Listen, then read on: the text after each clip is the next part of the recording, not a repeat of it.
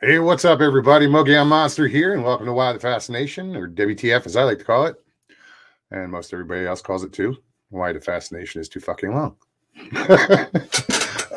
Excuse me. Hope everybody had a good weekend and you're doing good tonight. It's great to see everybody in chat. Jay Fritz, how are you? Mr. Lee, Fuzzy. Callie, how are you?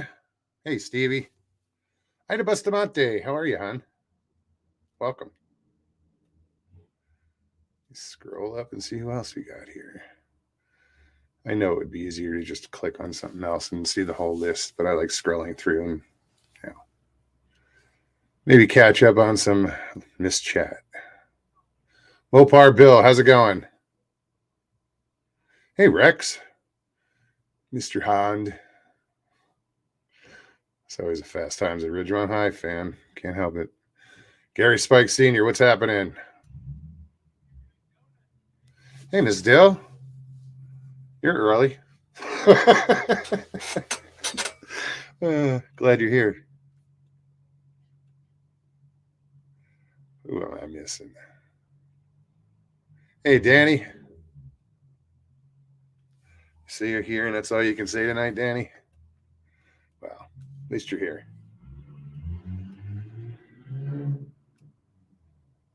Mopar says, greetings from Amarillo.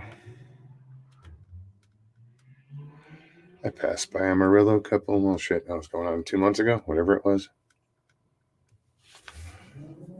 Oh, I'm going to move my microphone over. It's all the way over here. Probably sound like I'm distant.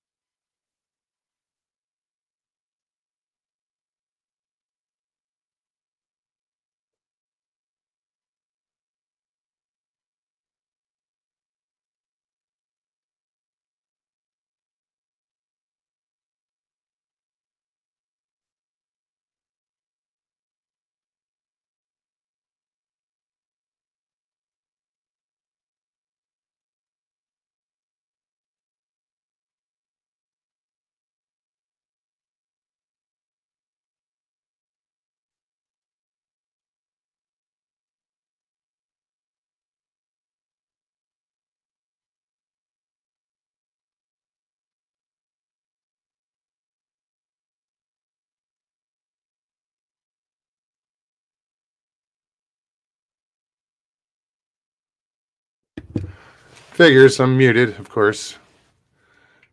That's how things have been going.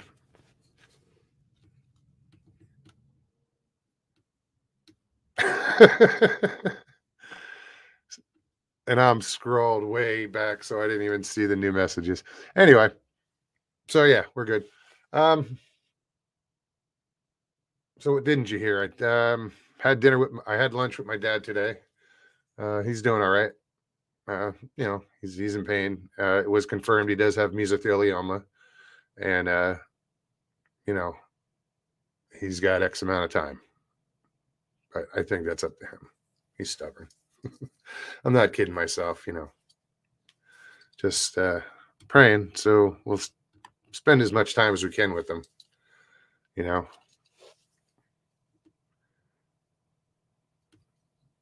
Hey, Amy, how's it going? Hey, Mark, good day. Been fishing lately?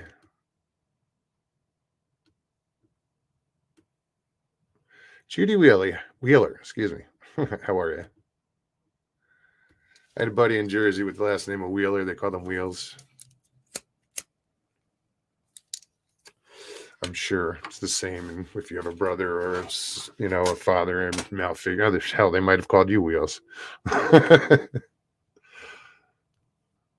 Rosemary Andrews, how are you?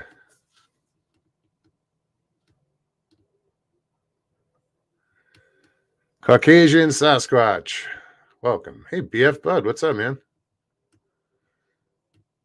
How's the other half? Angie. Donald Fuller. Hey, Emma, welcome. So yeah, guys, same old. It's like a cookie cutter show. least when I'm here. But yeah, you guys are here. I'm here. Let's make the best of it. Brian and Chewy go hiking. How are you, man? Hey, Papa. So yeah, I will post the link in chat. Anybody wants to pop on? There we go. Just click on the link. If you've never done it before, just click on the link, follow the directions. It's pretty simple. It gives you an opportunity to check your camera and your mic. And if you don't want to be on camera, you can just go to the bottom of the screen and say stop camera, when you come on. And it's pretty simple. All I ask is that you don't have YouTube playing in the background. It's noisy. Echoes. Plus, it's delayed. So if you try watching it on a phone, you're paying attention to what you're watching instead of the studio. I've seen it. It's funny. And they're too caught up in the delay. But yeah, anybody wants to pop on? There you go. See, Pat was live, wasn't he? Or he is. I didn't. I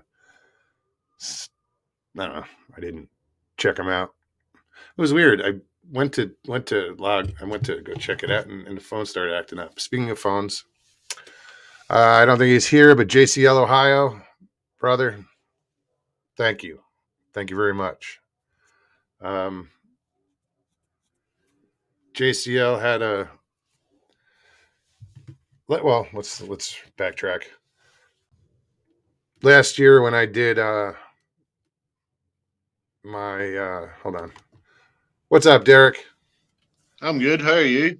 Good. You caught me trying to add my cow to my hat so it could be like Jeff with his cow hat. Where was I? Shit, forgot what I was saying. It's not unusual around me. No, I was trying. That's funny. I always, memory loss shouldn't be this difficult. It's like short-term memory loss. I started to say something and just bluff it, mate. That's what I do. What's that? Yeah, what's up? And that's what I say. No, just bluff it. That's what I do. Just carry on regardless. Oh, I am, but nobody will know any better. Trust me. In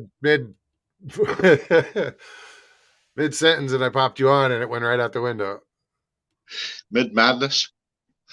No, how's things anyway? You good? Scotty Waddles, how's it going? Yeah, it's going good, man. Can't complain. Excuse me.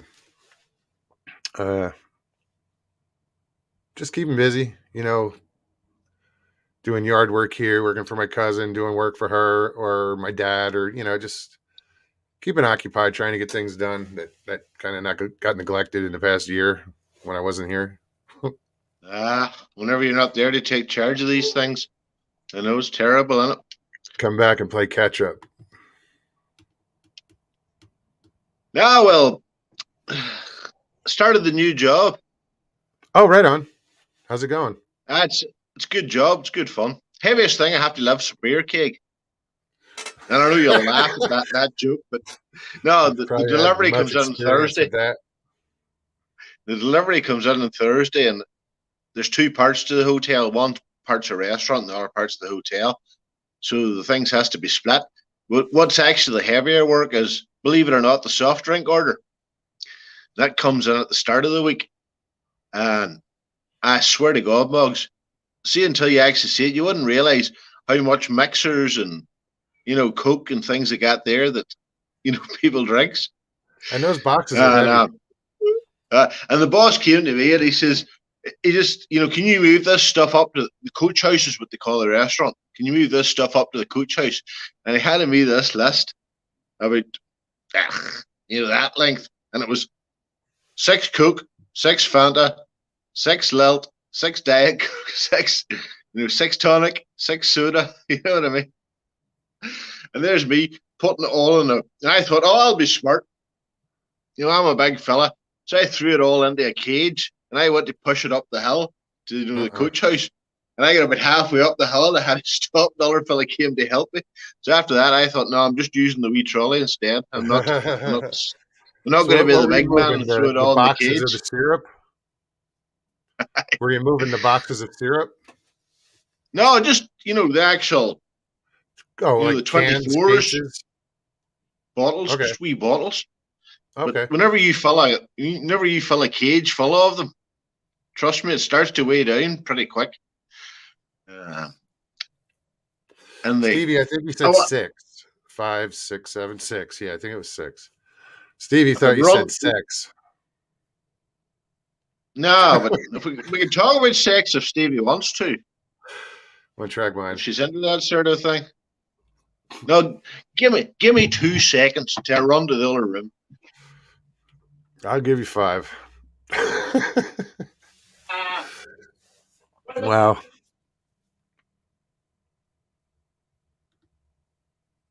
Oh yeah, Mr. Lee's been doing the hot tub. How's that going for you, buddy? You shriveling up? Gonna call you Raisin soon. I don't know why they did it, but they gave me this wee key here, a wee fob, and that'll open any of the guests' room in the hotel. So that's part of my job too, to go around and check everybody's okay and drop stuff off. All right, on. So it opens all the doors. Well.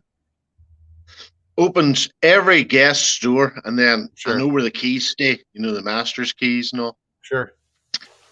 But no, good fun. I was working on St. Patrick's Day, but I was all right because I finished at 4 o'clock before anybody got really drunk. But there'd been a wedding the night before, and I don't know if you have this expression. If you know somebody that just to see them, that somebody maybe works in the shop or something in the town or the bank or whatever, and you might not know their name, but you recognize them. Oh, sure. And this girl got married, but I recognized her mother. Now, I'm nearly damn sure I was drinking with her mother in Clark McLaughlin's bar one night, and that's how I know her. But anyway, that's another story. And I was up, and I have a wee uniform to wear and all, too. A wee white shirt and a wee waistcoat and all. So you'll all can have a good laugh at me. But I was going around with a wee trolley, and I was picking up all the bottles and things from outside the bedrooms. And you'd be amazed, Moggs, with people, they'll have a wee party in their room, and they'll leave the stuff outside the door afterwards. You come around, you get I get a bottle of wine, and literally, it wasn't even a glass took out of it, but it had been set outside. And I thought, oh, Jesus, what a shame to throw that out. And I was walking past, and this lady, she came out of her room, and I seen her, because I knew her, I gave her the wink, and I says, do you want a bottle of wine? And she says, oh, no. She says, oh, did you see what, because they'd left 3 or 4 bottles of Prosecco and stuff outside their bedroom, because they'd been having a wee party. And I says, no. I says, do you want this bottle of wine? I says, somebody else left it, but if you want it, I says, you take it with you, sweetheart. So that was grand. And the funny thing was, too, I started 8 in the morning, and the first thing I'd got was the bride, and she'd rung down, could somebody send up a big jug of iced water to the bedroom for her, to the suite? So I took it up, no problem. Left that in with her. And then, obviously, I was dealing with her parents later on, and she came down from the bedroom, the husband and all, and they were just sitting in the foyer. They came down and got their breakfast, and we can't serve alcohol until 12 o'clock. Okay. So they were sort of basically killing time. And then as soon as the clock hit 12 o'clock, because it's St. Patrick's Day, they wanted their drinks. And that was grand. Took them out the drinks. They weren't doing no harm. And, the happy couple, they had one drink, and then they headed off, honeymoon or whatever. And everybody else was sitting. And the way it was, the tables are set up for 4. They took chairs from another table, to make it 6. That's not a problem. So they were sitting on for an hour or so, having a couple of drinks, 6 of them, and then, they started to disappear. So I came down and I says, I'll put these chairs back. And the boy says, no problem. And as I was putting the chairs back, he had his phone out. And about half an hour later, he'd rung his friends to come down. And they started coming in. And I came past again, and they had all the chairs back around this table, and I says, "Oh, I says it wasn't worth my while work moving the chairs, then, was it?" And they all just started laughing. But they were good form, as we say here. There wasn't no problem with them, no carry on, no, they were responsible. Nonsense. Whatever you say it. I mean, like the way I would put it or think about it was, obviously, well, the Muller told me it was the last daughter who got married, and they'd obviously saved up the money for this wedding, and they were determined to have a good time, and they were having a good time. But, they weren't being loud or nasty or anything about it. So, no, it was good fun. I have to say, now, it was a good day. As I say, I went home at 4, and I came in again the next morning, and there's a wee log, and you can see what happened. And apparently through the night, there was some guy, and he was a resident in the hotel too. He went to the restaurant. Well, there might have been a party or whatever. It wasn't a one-person thing. £150 worth of food. Kicked off a row, refused to pay for it, went to the bar. Oh, no. And then got loud and obnoxious in the bar. And it took somebody else from another table to stand over, or stand up and walk over and tap him on the shoulder and say, "Any chance you be quieting down, mate? You're lowering the tone of the whole place."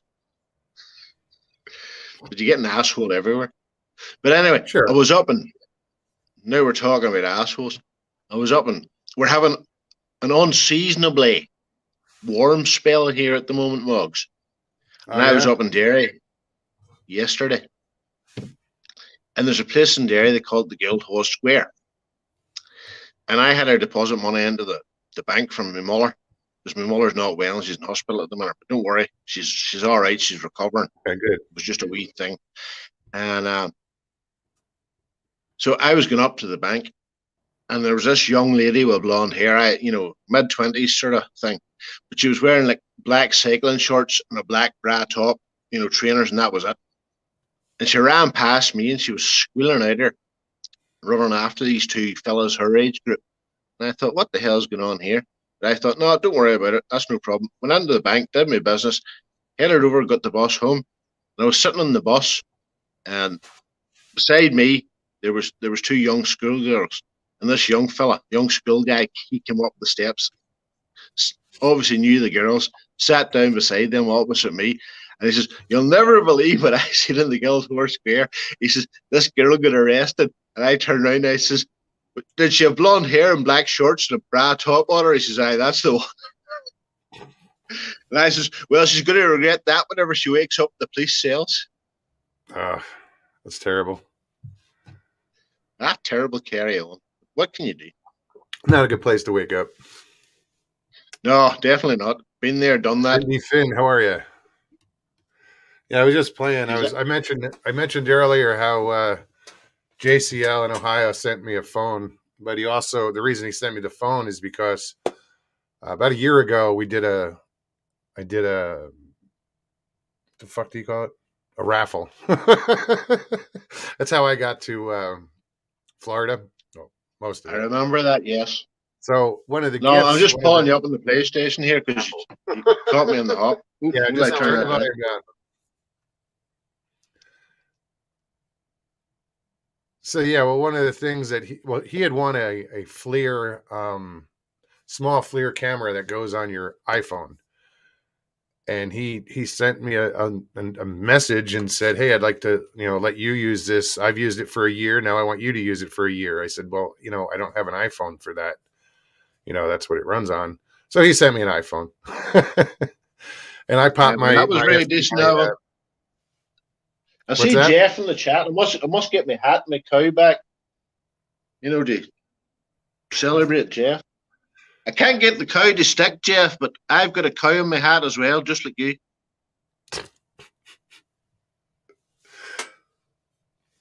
Anyway, one of the toys he sent me the camera back and the phone, and it's a thermal cam, a FLIR. And I don't know how this is going to look, but no, it's gonna. Yeah, you can't see it. Up close, it seems to work really, really good. Well, I can see me on it, to be honest. I want to see. how it is at distance if I get it in the woods. By the time you get it zoomed in, the wee bugger will have you. I don't even know that this can be zoomed. I don't think it can zoom, which would suck. But as far as the thermal goes, I mean, it works pretty damn good. I'm so. You'll see a hot thing coming at you, but you not see the hands going around your back of your neck, grabbing you. Yeah, but I'll see what's in front of me. Yeah. Anyway, yeah, this is a camera. I mean, it just plugs into the. No, it looks cool, to be honest. And it works really well. I'm looking forward to using it. You can run out and round the woods where you live and film all them skunks and possums and all them other things that you have in America that we don't have here.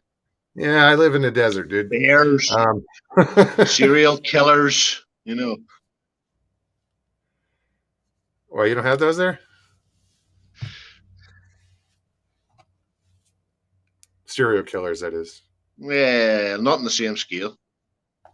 Oh, I see Mairead's in the chat. Mairead, I seen your post on Facebook about your dildo being delivered in the big lorry, and it was very funny. Who did I miss? Moggs doesn't know what I'm talking about. No clue. Married? Is that who you're talking to? Is that how you pronounce it? Mairead, aye. Mairead Hesketh. Hesketh, yes. She's a nice lass, but she got pink hair. But you don't think she grew herself, to be honest. Well, welcome. Wonder Woman, what's up? Good to see you. Hope all is well with you. Hey, Mr. Hugh. Right on. So, yeah, guys, anybody wants to pop on, link is in chat. I know Dill has been posting it. I'm posting it. Just want to come hang out. Bullshit. Got a story to tell. Whatever. If I can do it, anybody can do it. Don't let Derek intimidate you. I couldn't intimidate anybody. I'm as nice as pie. I'm only a wee gentle soul. A gentle soul. That's it. Very gentle soul. I've mellowed as I get older. So I got to ask you, dude, what was up with that that comment? I mean, Muller. Kathleen McManus. Aye, my mother has a wee tablet. It's lying about here somewhere at my father bought her. So that was her. And I told her, I says, you know, up late, talking to Moggs, and I thought it was all going over her head. But no, down the minute, she went in and she searched till she found, and then she went through things, and then she just thought she'd be a wee clever. Put a wee comment on. Don't allow my son Derek on your show anymore. He's been misbehaving or something like that. He's a very naughty boy. Yes, naughty boy. There's not far wrong with that. But your response was fucking priceless, dude. You're like, Mom, you're embarrassing me in front of my friends. It's only about a laugh. That's classic. No, but I had to teach my mother to use the internet. Seen her from my mother started. And I swear to God, Boggs, she did an internet search, and she put in, she was looking for a hotel in Ayr, Scotland, and she put in, can you show me hotels in Ayr, Scotland, please? She was doing please and thank you with Google. She's that sort of age. I was like, Mom, no, Mom, that's not how it works. Oh, she got her result. Aye, that's the funny thing. Yeah. That's cute. But that's, age difference thing. Politeness was everything back in the, for a woman her age. And but sometimes she'll just pull one out of the hat. Does she think there's somebody actually waiting for her to talk to, and like an actual live person? I think that's what she thought. I don't think she realized it was an logarithm. AI, yeah. I don't think she'd even know what an logarithm is, to be perfectly honest. What? Yeah, one of those. I don't know. Yeah, my dad's he's pretty, he can get around on the computer. But like if he had to come on here, he wouldn't know what to do. No, my mother came up to him about a month ago, and she knits and sews, as women of their generation do. And she showed me this wee thing she had for keeping her sewing needles in, like a wee box with a magnet in it so they wouldn't fall out. And she says, the next time you're up in Derry or whatever, can you go to the knitting shop and see if you can get me one of these? And I says, I'll tell you better than that. I says, and I flashed up Amazon to show her. And I bought her a wee one. And then, the way they do the next day delivery and all. She says, that's great. She says, that's amazing. She says, I had no idea you could do that. Well, it's like, oh shit, that's my son. That's so cool. Nikki, how are you? Hairy Man Hoaxes and Hoodwinks. Long Island Bigfoot. What's up, Mike? Nikki. Who else is on? Wonder Woman's there. And Nikki, thank you so much for allowing me on your show the other night. I enjoyed the invite, and it was cool hanging out with you. Nikki, I'll come on your show. Hint, hint. What's that? I was going to say to Nikki, I says, if you want, I'll come on your show. Hint, hint. I don't just appear on mugs. Oh, look, here he comes. Wait till I get my hat again. My cow. What's up, Jeff? See how my hat matches Derek's. It's not a cow, dude. It's not. I've told him that 8 million times. Yeah, he's like, fucking it has horns. Here you go. It's a cow to me. 4 legs and it has horns. I mean, they're all cows if you're in Ireland. It could be an elk. A cow. That's it. There's a very good bar outside Tombridge called the Elk. And they call it because they dragged up, the skeleton of a great Irish elk, one of these ones with the really big horns, antlers, whatever you want to call them. And but it's mostly frequented by one side of the community. And if you understand Northern Ireland, you understand what I'm saying. But I've been on it a couple of times, and it's a nice place. But I came past it one Saturday night. I was coming back from Belfast, and it was like throwing out time. And they were out in the road, and they were punching the lights out of each other. And I thought to myself, there's no way in God's green earth I'm stopping this car. I says, if these cheekaboos try to stop this car, I says, I'm just running them over. And I'm going to back or felt to the police station. I'm just saying they tried to steal my car and ran them over. I says, just deal with it. I apologize now, guys.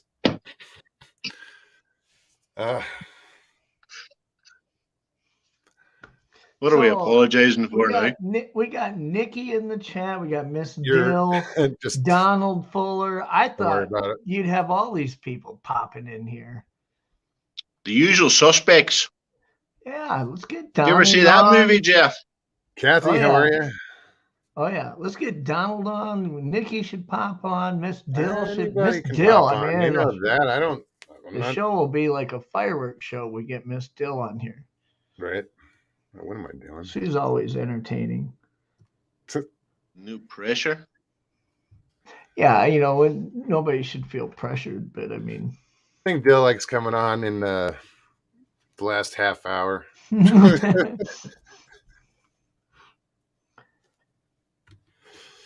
Yeah.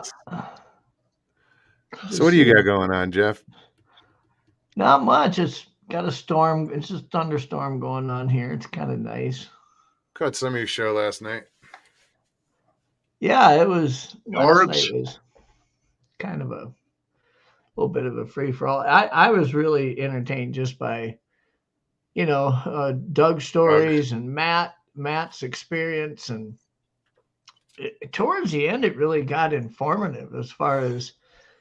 The technology out there, the cameras and what they're capable of. And, it was actually pretty entertaining when it comes to that. But, yeah, I didn't catch the whole thing. Like a little before the camera stuff, I think. Stevie told him, because I was talking to Stevie. I said, no, I just got off. Yeah, I just was lurking. I wanted to listen. If I jump in chat, I'll never get off. Yeah. No, I jumped in for basically the last half, and like it was a fun stream, but I spun that there are 5 lights joke, and only one person in the chat got it, and none of the hosts got it. The Star Wars and Star Trek joke, aye. Star Trek, I meant, yeah. But yeah, like I said, I mean, anything that's original Star Trek, I'm familiar with. Once you get to the next generation and on, I think you said that last night too. Never. No, don't get me wrong. I love the classic as well. I love Kirk and his over the top enunciation. Set phasers, Mr. Sulu. And all that. For you. You gotta love him. He's still going. What age is he? He must be 90 or more.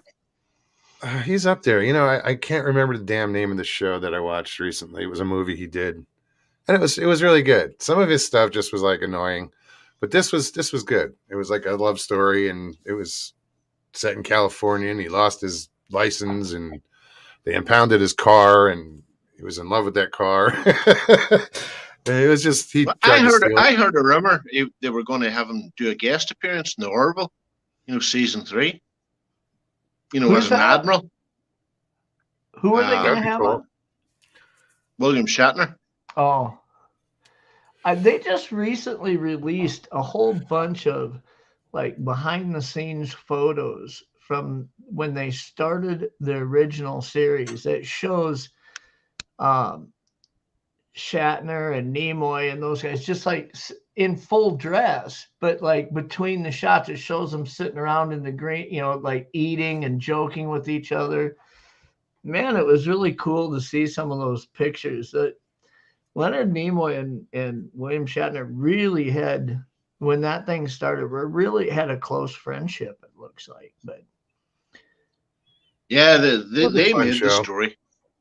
The story was amazing. It's amazing how the technology, came full circle. Well, what's really amazing is that, when they started, I mean, it was like neither of them could have understood what kind of a franchise and everything that was going to blossom. I mean, they're just sitting there, 2 guys on a outer space show that's, in the first year or 2, and they're just hanging out, having fun, and then they didn't realize that it's going to become your whole life. I mean, your whole life is going to be that, Yeah. It was only 3 seasons, 50-something episodes. It's going to become your whole. What's up, Jay? I mean, your whole life is going to. All right. You have YouTube on, I believe. Yeah, he's got. I heard. Cutting the delay. I saw in the chat, Patrick Vaughan had a special request just for me to say, I'm giving the engines all she's got, Captain.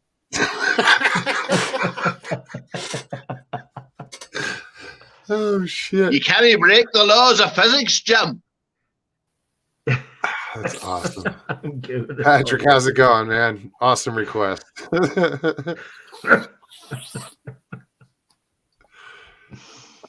I sold my house. You did? Yep. That's the reason I got on here to tell you. I sold my house. Wow. Congratulations. 2 days. Wow. That's quick. Now I got to find a place to live. Yeah, I was going to say. There's that. I got a place. I got a friend that's got a condo down in Fort Myers. You gonna move down to one of them Florida retirement nudist colonies down there? Apparently, I won't be coming to visit you. No, you can come. He was always, if you're in Florida, come on, stay. 2 bedroom. I got 2 bedrooms. 2 bedroom.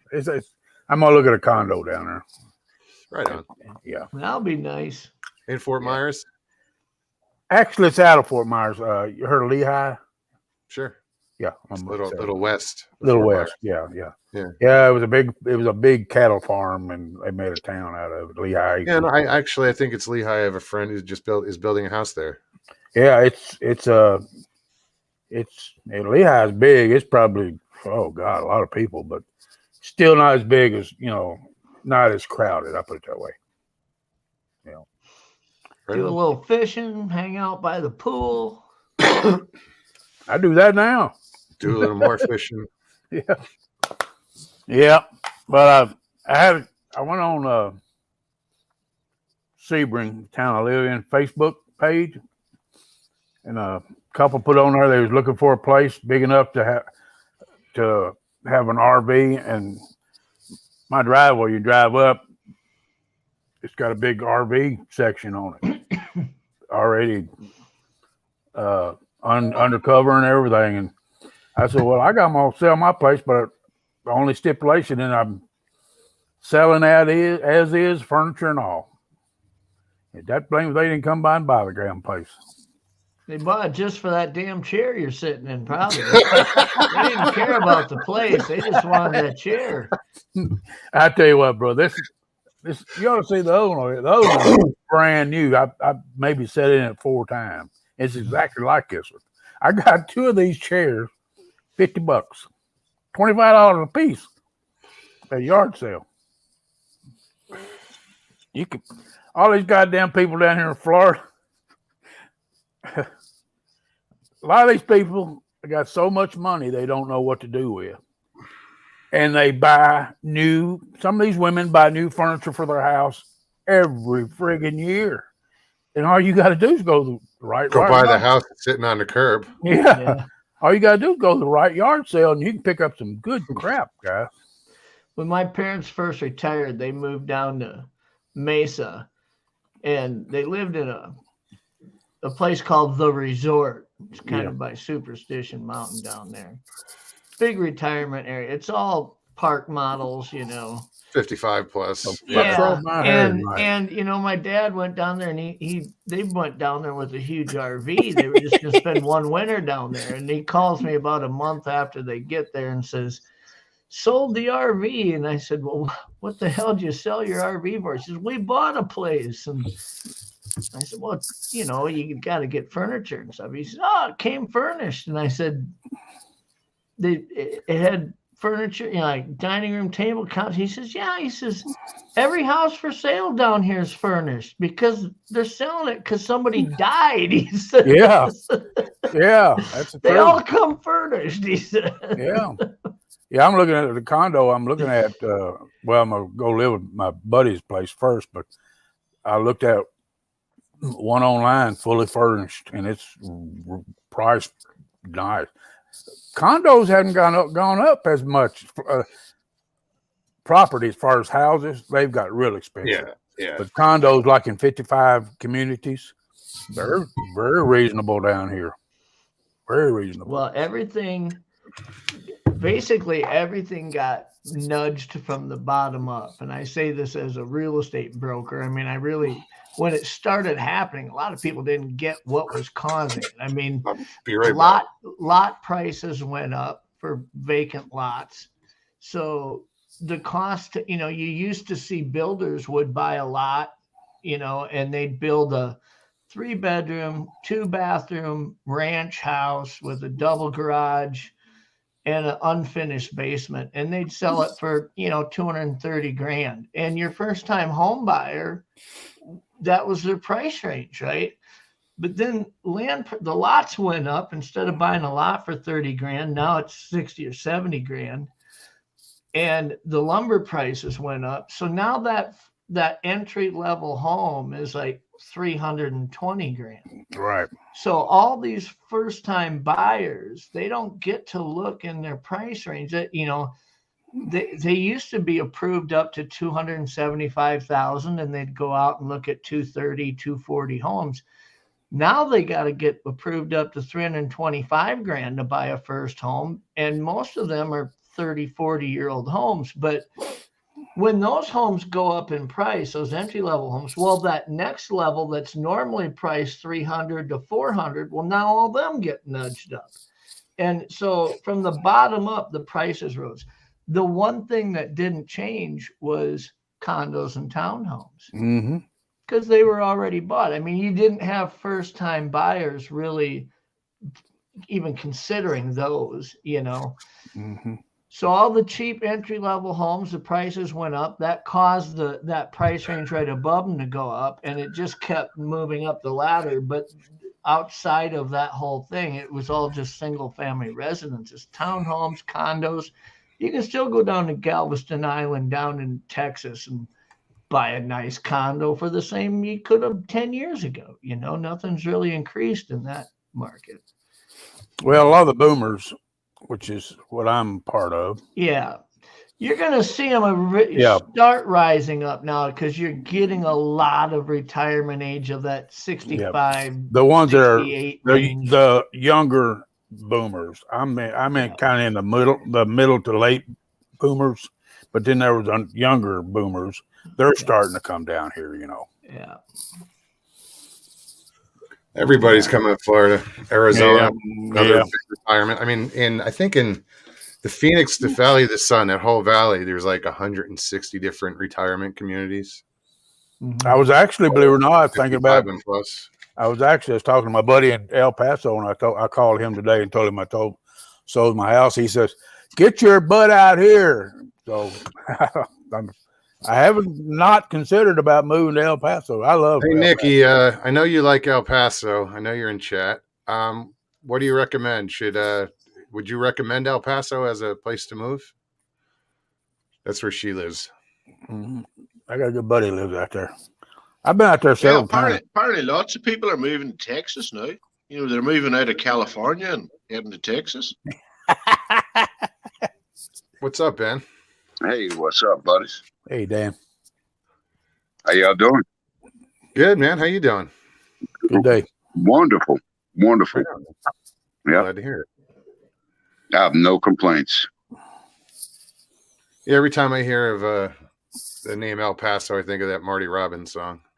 Every time I hear it, I used to be in the car industry, and I'd go to auto auctions, these big auto auctions around the country. And, you'd bid on a car, and then you'd really start looking at it, and you'd realize it has some issues or whatever. And the guy I was always at the auctions with, he'd say, "What do you think of that one?" And I'd say, I'm going to go to Texas on that one. And he goes, "What?" And I said, "El Paso." And so that became our tagline. He's like, when a customer would come in to trade in a car, and we'd be bidding it, and it'd just be a car I really don't want because it was a pile or it was a bad color or whatever. Sure. I'd say, "I think I'm going to go to Texas here." The customer would say, "What do you mean?" I said, "El Paso." I mean, y'all I guess everybody does this. You ever get in a mood where you just want to listen to music?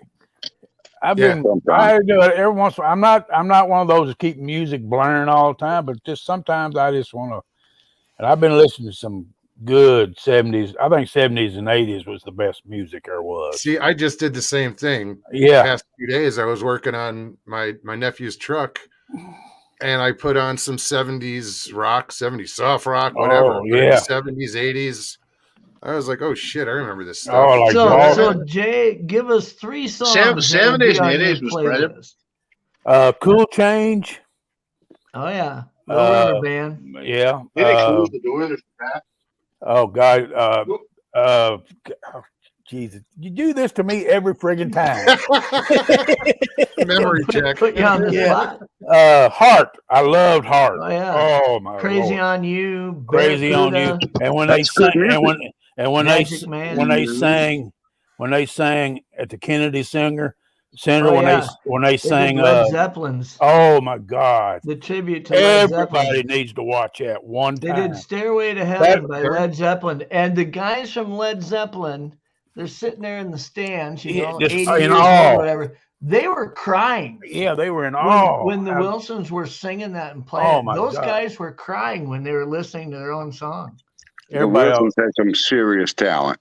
We have the privilege of having Ruger Ridge in our presence. Hey, Ruger Ridge. What's up, Terry? How are you, man? Hey, Ruger Ridge. This is just as bad as that damn VCR flashing 12 o'clock all the frickin' time.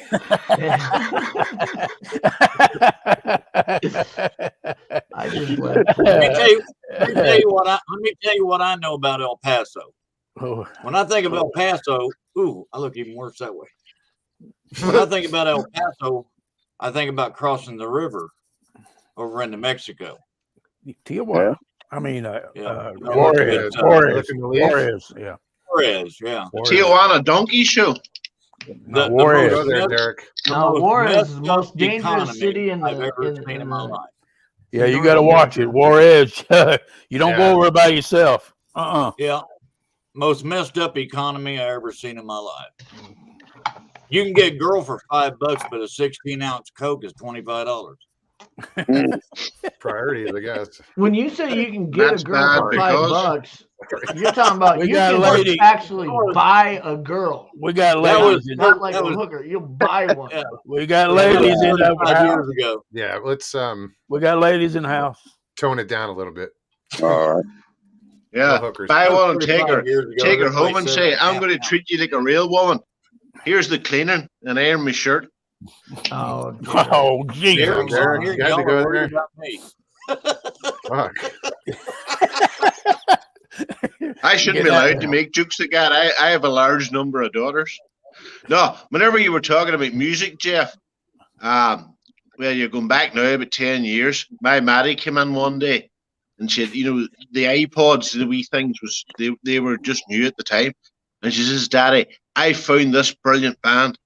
And she says, I want you to listen to it. And she plugged it in and she turned on Belinda Carlisle, Heaven is a Place on Earth. And I says to her, I said, Maddie, I remember whenever that was in the church first time round, sweetheart. Boston. Oh, I love Boston too. Oh. Boston's a friggin' awesome band. More than a feeling. Only a few albums, but they were a great band. And that song, The Lady in Red. Oh my God. Oh my God. Lady in Red.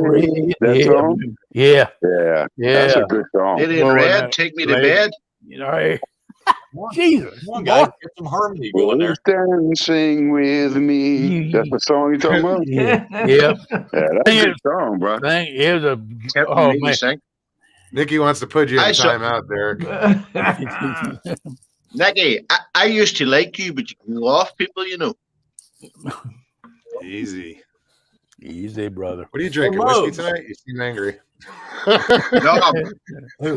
just opened. What will we see if I can get it on the screen? I've just opened a can of the Devil's Piss, Tenants Lager. Bottoms up. It's cheap, but it does the job. What about you, Ruger? Nah. 3 songs on your music I'm drinking playlist. Bud Light. 3 songs on my music playlist? Yeah, if you're going to go out and mow the lawn and you put in some earbuds and you listen to music, what's 3 songs you're going to hear? Stacy's mom has got it going on. Well, they mow the lawn in that song, don't they? Oh, man. No, Ben, I finished the Budweiser. I'm on the Devil's Piss now. Yeah, me too, bro. Me too. I got to work tomorrow night, so I got to stay up late as hell tonight. Say that again? You got to work, so you're going to stay out late? No, I have to work tomorrow night. Oh, tomorrow night. Oh, so yeah. So I got to stay up late. Yep. I used to do the same. Sleep through the day. Yeah, I got to, bro. Got to. Yeah. I used to do the same. When I knew I was going to have a night run, I'd stay up the night before or something like that, just make sure. You have to, man. Yeah. Have to. The band Harold, how's it going? The band DAD, Sleeping the Day Away, is a song of theirs. Awesome. Yep. So why can't I see Chad? So nobody answered the question. What was the song list? What 3 songs? Yeah, I wanted to hear Ruger tell me because I have no clue what kind of music Ruger listens to. You can kind of look at a guy and size him up a little bit, like, oh, I bet he's in. I'm not sure about Ruger. I'm kind of curious. What's 3? That tells a lot about a person when you're trying to really get to know somebody, learn about somebody. 3 songs on your playlist will tell you a lot about a person. Well, if Ruger's working on something, then he's listening to the soundtrack of American Graffiti. Anything 1964 or earlier. Which was a great movie. I mean, geez, the movie was great, but the soundtrack that was pretty underrated. And the soundtrack from what was it called? The Chill. Oh man, The Big Chill. The Big Chill. Yeah. You know, remember the movie Animal House? Yeah. I had the soundtrack to the movie Animal House and all that late 50s, early 60s Otis music Redding that was in that. Man, that was a great soundtrack. Right. Yeah, that's some good jams there. Had Otis Day and the Nights on it, and that was Otis Day. That was a fantastic movie. Yeah. Well, see, the soundtrack for American Graffiti's got Wolfman Jack in it too. It does. Yeah, it sure does. Yeah. I just seen a promo for a documentary about Wolfman Jack, and I haven't watched it yet. But God, I think it was on Amazon Prime. I seen that it's either coming out or it is out. There's a documentary coming out about him. You know, they was talking about doing a big one years ago, and I never did hear where it was got off the ground or not. There was a bunch of legal stuff about what he did in Mexico before he came up here, and I never did hear where it got off the ground or not. But he actually got his start in Mexico, I think. Wolfman Jack. Hey, Craig. Wolfman Jack. Yeah. 3 songs on your music playlist. Mexico. Couldn't hear you. What's 3 songs on your music playlist, Craig? On my music playlist is 1,000 Miles from Nowhere by some guy named Dwight. Yep. Best looking ass I've ever seen on a man. My Maria by Brooks and Dunn. Good one. And The Weight by the band. Nice. There you go. That's I'll tell you Dwight Yoakam's story. I went to when he first came out, and was kind of hitting the scene. He was really quite skinny. I mean, when you see his acting now, like in some of the series that he's been, he's heavier and he's aged quite a bit. But when he first came out, he was so skinny, and he wore his cowboy hat down so low like this. And we were at one of his shows right in the front, and Brooks and Dunn was playing too, and Brooks and Dunn comes out and he says, "I'm gonna do an impression of Garth Brooks," and he takes his microphone stand and makes as tall as he can, and he takes his hat and he hangs his hat on the microphone stand and walks away. like he's just skinny Paul with a hat on. Anyways, Dwight Yoakam, he starts playing, and his song "Long White Cadillac," he was playing that, and in that song, he had all those moves like Elvis. Like he'd plant his foot and he'd kind of always swivel back and forth. Little hip. Yeah. I'm telling you what, these freaking chicks in the crowd were losing their freaking minds. They were taking their bras off, throwing them on stage, ripping their shit. It was like Elvis was there. Where's that at? Where's it at? I'm just saying, Dwight Yoakam, when he hit the music scene, it was like Elvis was back. I mean, people just lost their mind. These chicks were going crazy over him when he'd start playing. Yeah, I like Dwight. Yeah. There was a bunch of guys that come in about the same time as Dwight. Yeah. Dwight, Steve Earle, Brooks and Dunn, Chris Ledoux, all those guys popped on the scene. And then there were so many bands. Shenandoah, Pirates of the Mississippi. I mean, they all came out kind of all at the same time. Yeah, early 90s. To me, that's there we go. Country changed, I just can't press any buttons on my phone while I'm on it. There was a shift in country music, and I'm not saying it was bad, because some of it was really fun to listen to. But like when Jason Aldean first came out and started bringing in those syncopated beats, techno type beats to the country music scene, that started bringing kind of a hip hop country feel to pop. Yeah. And with rock really driven, because it was guitar driven. But just so much syncopation and stuff in it. So that's what happened. I mean, that's when they lost me. Yeah, Jason Aldean did it. It just kept amplifying. And then all of a sudden, you had the old school kind of reemerge with Jamie Johnson and these guys. Yeah, the appeal that Luke Jamie Combs, Johnson and these guys brought back was that they had that original outlaw feel of the Waylon Jennings era was coming back to country music now. I always like that traditional feel. But I mean, like from where it was, and then you had Garth Brooks and all those come out in the late 80s, early 90s, and it just changed. It put country in a different gear. It really did.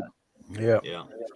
I like when Garth Brooks came. There's a few of them that when they came out, he did from the beginning of his career to the end of his career. He never changed. His style stayed the same. He wasn't influenced by what other people were doing. He changed a lot of shit, bro. I liked old George Jones. That's who I like. Absolutely. Oh man. I hear George Jones. I can just hear that song. Who's gonna fill their shoes? Because I don't think he realized the message he was putting out then. Or he stopped loving you today. He stopped loving you today. Yeah. His song "Who's Gonna Fill Their Shoes" was about our country music icons like Hank Williams Sr. and at that time were dying off, and it's like who's gonna replace these iconic personalities? Let's correct something real quick. Eric, aka Purple Habit, says Chris Ledoux. I thought that was just Garth Brooks. No. Chris Ledoux. Actually, Chris Ledoux and Garth Brooks were like college roommates, weren't they? Yeah. Chris Ledoux started touring for opening for Garth Brooks. But the whole thing that he's talking about is that that alter ego that Garth Brooks did. Yeah. Had like Chris Gaines. Yeah, you're right. That's it. Yeah. Yeah, Chris was confusing. It was confusing because when the Lane Frost movie came out, 8 Seconds, Chris Ledoux did the soundtrack for that. And at the same time, I think Garth had a song out called The Lightning Rolls or whatever. Thunder Rolls. Thunder Rolls. Kind of at the same time. And it got, I think a lot of fans were kind of confused. But these two guys sounded same style, same. Yeah, but just two distinct voices, separate. Yeah, but Chris Ledoux was an old rodeo cowboy. Oh, yeah. Yeah. Chris Ledoux was the real deal when it comes to rodeo. Yeah. Yeah, I Chris watched Ledoux it. didn't just write songs about stuff he didn't know about. I mean, he lived out pretty much every song he ever BLB, sang. what's up, man? And yeah, this is the song, Chris Ledoux. This cowboy hat. Yep. That's friggin', or this cowboy's hat, I should say. Right. If Hey, you haven't Ruger. heard it, go look it up. I don't care if you leave the I show to remember do it. whenever Gareth Brooks came to Ireland,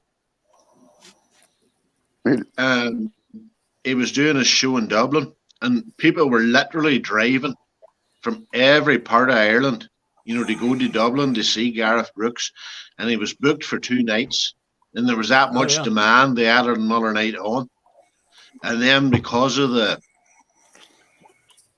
because he'd been so popular, the next album he put out, he added a song on at the end, Ireland. Oh, yeah. Fences Made of Stone, that song. Yep. Really good writer, really good singer. There was a stage here. Oh, very guy, too. People would drive all over the screen. I met Garth in Manhattan. Really? Yeah. I was making a delivery to NBC in Manhattan, and when I came out of the parking garage, I saw that they were setting up for something, and apparently it was the night. I stopped, went and talked to the guy, and they were setting up for the tree lighting that they do every year in Rockefeller Plaza. And the guy's like, Garth Brooks is going to be doing a sound check over there in a little while. So I was like, oh, really? Got on the phone, called my boss. I'm like, dude, I'm done for the day. Don't bother me. Click. Uh-oh, Papa's got to take his meds. So I went and parked the van, walked back, and was hanging out. Like, I don't know if anybody's been to Rockefeller Plaza. There's the ice skating rink, and then there's buildings, and it goes like right through to probably Fifth Avenue between the buildings. So it's open, and I was standing there holding a cowboy hat that I had a couple of autographs on, and I wasn't wearing it, and I'm standing up against a building, and these two girls walk by, and they look at each other, and they had passed, and then they look at each other, they stop, they come back to me, they're like, "Aren't you a singer?" I'm like, Yeah. Yeah. I'm like, yeah. They're like, no, you sing country Of course music. I am. I'm like, yeah. And I like blowjobs too. They've seen me. They've heard me sing. They had seen me in a bar in Jersey because I ran karaoke. So I'm like, oh shit. They walked away, and I'm like, holy crap! The middle of Manhattan, and these girls recognize me. So Garth Brooks comes out, and he comes over, and I had just seen him in Philadelphia. I went to a show a couple weeks before, and we start talking, and there's about 15 people hanging out, and said hi, great show, whatever. And he goes to the next person, and I get on the phone with my friend Wendy, who works in Manhattan. She was a huge Garth Brooks fan. I went with her and her boyfriend to see him in Philly. So I call her up. I'm just like, Wendy, you'll never guess who I just met. She's like, Garth Brooks. I'm like, what are you? I'm like looking around, going, what are you here? Because she only worked like 10 blocks away. She's like, no. I said, yeah, I just shook his hand, met him, and you know, she's like, oh, you're full of shit. And with this, Garth is about to pass in front of me, so I handed him the phone. I said, Garth, say hi to Wendy. And he gets on the phone. He's like, Wendy, and he looks at the phone, and she's not saying anything. He hands me back the phone. I'm like, hold on, Wendy. She's like, what? I said, talk to this guy. I give him back the phone. Finally, she starts to talk, and he walks away with my phone. No, it's all cool until the people around you start asking you, who the fuck are you? So, what year was that? What year was that? I don't get like starstruck, you know, just people, you know. Yeah. And he comes back after like a couple of minutes. He comes back with the phone, and the last thing he says to her is, love you too. And he hands me the phone. I said, thanks, man. I get on the phone. I said, Wendy? Well, Wendy starts screaming at the top of her lungs. Oh, my God. Oh, my God. Oh, my God. And as soon as she started doing that, my knees started shaking. I mean, knocking. And I was like, what the hell? So she's screaming, and all of a sudden she stops. She goes, is that really Garth? I said, yeah. Start screaming again. I had spent about 4 years, about 4.5 years touring with a band that I had, and we'd play at different Christian music festivals, different college venues and stuff. And we went down to Houston and recorded a CD. We were down there for a week at this. It was a really, really nice studio. It was like one of the top 10 studios in the country. It was called Red Tree Studios in Magnolia, Texas. It was a suburb of Houston, kind of outside the Woodlands, Lake Conroe area.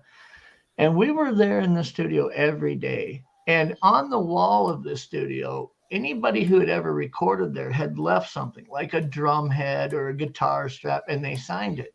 And I'm reading all these famous people who have recorded there. And I'm like, we're this shit little band from Minnesota, South Dakota, you know, and these guys, these big names. Every day we were there, somebody famous came into that studio while we were recording and started shooting the shit with us and the studio engineers, just stopping by to say hi. One day, Clint Black walks in. Oh, right. And I guess he lives down there in that area. He came into the studio, and he spent like 3 hours sitting there shooting the shit with us. And I'm just like, what fucking Black sitting right, you know? We don't even play country music. And he was just sitting there and talking about guitars and shit. And we started talking about the height of his career, like when he was like playing every night somewhere.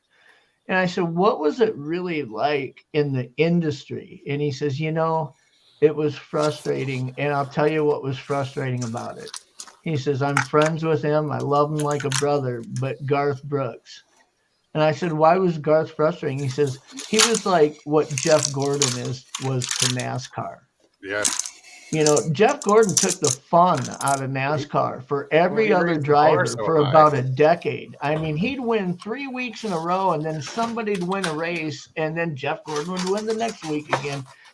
He says, you'd get a song to go number one, and it'd be there 1 week, and then Garth would put a new song out, and boom, it'd be off the, you know. Yeah. He says, you just couldn't keep up with that guy, and nobody could. And how many times did he had get Entertainer of the cornered Year? that industry. But I met Stevie Ray Vaughan in Nashville. Damn. You talking about, if anybody don't know who Stevie Ray Vaughan is, in my opinion, he's the greatest of all time guitarist. Oh, he could do things. He could do things with a guitar that just he influenced so many. There's so many great guitarists that came after him, and they'll all say that he influenced. It's unbelievable. And to see him in person. Oh, it was, wasn't it? Oh my gosh. But like guitarists like Kenny Wayne Shepherd, what's his name? The lead singer and lead guitarist with Big Head Todd. You know, I mean, there's guitarists out there that were amazing blues rock guitarists, and they'll all tell you SRV was the one that got him doing it. My stepson is a good musician. He plays by ear. He plays piano, drums, and everything. He just listened to something, pick up an instrument, and start playing it. And he was playing guitar, learning the guitar. And I said, if you want to learn the guitar, son, you start watching some Stevie Ray Vaughan YouTube stuff, and you'll be blown out of your mind. It's funny because when I learned to play guitar in like 6th grade, I went over to my. I'm just going to say that, Moggs. Stevie's heading out, so good night, Stevie. It was lovely to have you with us. Well, I was going to say that. Thanks, Eric. But later, Stevie. Stevie Ray Vaughan didn't play music. Music flowed through him. Right. It was like the guitar was just part of his body. Part of him. Yeah. It was part of him. We blasted his music all over the Gulf of Alaska. Yeah. Part of it is that he was self-taught. That is really important for his brother. His brother was a good guitarist too. Yeah, but what I'm saying is, musicians who are classically trained, guitarists who learn all the scales, all of that, they can be great lead guitarists and be able to play a lot of really good intonation in how they play.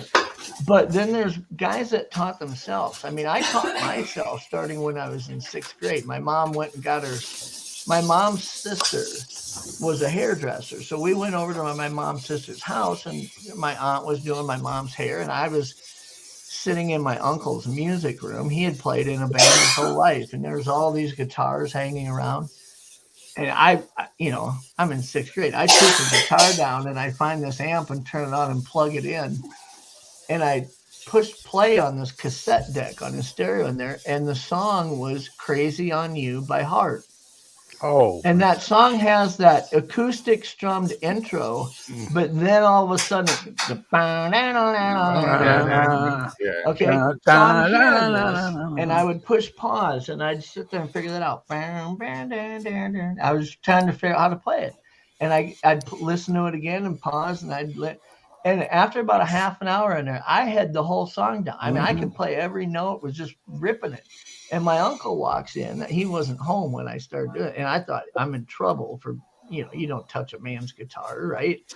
Nope. And he walks in the room and he says, do that again. And I started playing it. And he goes, when did you learn that? I says, about a half hour ago. He goes, you'd never played anything before. I said, no. And he says, and you figured that out in 30 minutes. And I said, yeah.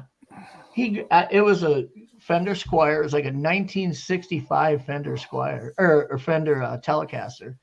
And he puts it in a case, locks it, grabs this Yamaha twin amp, grabs a couple cords, wraps them up, carries them out, puts them in the back seat of my mom's car. And I said, what are you doing? He says, you're taking this shit home. He says, you keep figuring this out. Yeah. And that's what I did. I went home. I'd listen to like the Scorpions, Rock You Like a Hurricane. I'd listen to shit and I'd figure out where these bar chords were, 2-3 string bar chords and power chords. Within a couple months, I could just by ear could play these songs. Now, if somebody said play a C major 7 on the guitar, I don't know what the hell you're talking about. You know, I mean, I taught myself all this shit and I didn't understand what I had learned. And that's what Stevie Ray Vaughan started doing. If somebody said, we're going to play this riff in B minor, he'd look at the bass player and say, play the note you want to do it in. And the bass player would play one note. And then he'd just rip loose, just go crazy on that guitar playing leads. But at first, he didn't understand all the stuff that he had figured out and taught himself. And I think it's creatives like that. The best guitarists out there, to me, are the ones that kind of just figured it out backwards. Kind of, they reverse engineered. They knew the answer before they knew the question. You know what I mean? Yeah. My Jeff, you sound like if you're a guitar player, whenever Marty in Back to the Future picks up the guitar and plays it. Stevie doesn't tune his guitar the same way. No, he dropped. Stevie Ray Vaughan has his own tuning. I can't think of it right now, but when you're trying to figure out Texas Flood and you can't find a note, well, it's because that note ain't there anymore. It's down yonder because he tunes his shit. Yeah, different. he dropped tunes, and a lot of guys do that. Like Steve Vai, amazing guitarist, right? What was that Steve song? Steve Vai drop tunes almost everything he plays. Nothing's traditionally tuned. And if you ask him, when did you start doing that? He'll say, when I saw Stevie Ray Vaughan do it. Stevie Ray played a song one time and broke a string, and you couldn't even tell he had broke a string. Right. It was unbelievable. Yeah. My son, that stepson I was telling you about, almost gave me a goddamn heart attack one time. I bought him a new drum set. He wanted to learn how to play the drums. I bought him this real nice blue something set of drum sets. It's expensive as hell. And the first friggin' thing he done was cut a great big hole in the bass drum. I said, "What in the yeah?" I said, "What in the world? Yeah, what in the world are you doing?" A good bass drum, you got to have that dead thump. Yeah. You don't want to go bong. Yeah. And we got snowed in Kentucky. Had 23 inches of snow. Wow. And Kelly, my wife, she was a nurse. She got snowed in at the hospital. So here I was stuck with that boy with a new set of drums for 4 days in a house. Couldn't even get out of it. But he learned to play that set of drums in 4 days. Some people just have a natural sense of rhythm. It's funny because where my son goes to school, he goes to a private school and he's in their marching band. And their marching band, he came home one day. The first day he was ever in band was like in 6th grade, 5th grade. He comes home with this French horn. And I'm like, what? And he goes, I said, I thought you'd come home, like, say I'm going to play the drums or something. I need a drummer in this house, you know? He says, no. He says, they don't let you play the drums unless you can play piano. And I said, really? And he says, yeah. He says, because that proves that you have a sense of rhythm. You can't teach somebody who doesn't have a natural sense of rhythm to play drums. It's not something you can learn. It's an instinctive thing that you either have or you don't. And so if you knew how to play the piano, you could obviously do one thing with one hand while you were playing something else with the other, and therefore you had a sense of rhythm that Jeff. Hey guys. And so I said, giving yourself away, eh? I went and talked to the band teacher. I said, my kid's playing French horn, man. I says, what was he last in line when you were handing out instruments or some shit? And Is that or the piccolo? He says, listen, trumpet players, dime a dozen. Saxophone players, we got lots of them too. He says, but I'm telling you right now, every kid who's ever played a double French horn and gotten good at it to where they started like in 5th grade and played it all the way through senior, he says, everyone that's ever graduated from here went to college on a full ride to play the damn French horn. A full ride, Division I colleges. And I said, because at first I was kind of pissed because a French horn's like $2,500, right? And I'm thinking, well, shit, if you can pay for 4 years of college just for learning to play this thing, I'm all for it, you know. What color you want? Yeah. These women. Hey guys, before I jump off here, I've been watching stuff in the chat. My last video was about a deer, and if you haven't seen it, you need to go watch it. It's pretty creepy. But that happened 2 years ago, so there's not. I said on that video, I said on that stuff for 2 years before I posted it. Everybody's worried that I'm in a bad way, and I'm not. It happened 2 years ago. So, what's your channel, Ruger? Ruger Ridge. It's like it all run together 2 R's. Okay, yeah, definitely go check that video I out. will. Check out Ruger's channel. I will. Okay. Got my ugly mug sitting on the front porch of my cabin. I'm You're just now. on the front porch of your cabin. Do what, man? You're always sitting there. I want to take a poll before you go, Ruger. All right. What do you think? Is this the ugliest bunch of people that have ever been on here? Just the ones surrounding us, Papa. Papa Craig, I resent Definitely that not a beauty comment. contest. I'm a hell of a good-looking guy. I tell you one thing. You resemble that remark, Derek. I do. I tell you one thing. I bet these women can't believe how good all us men know our music. Oh, you know.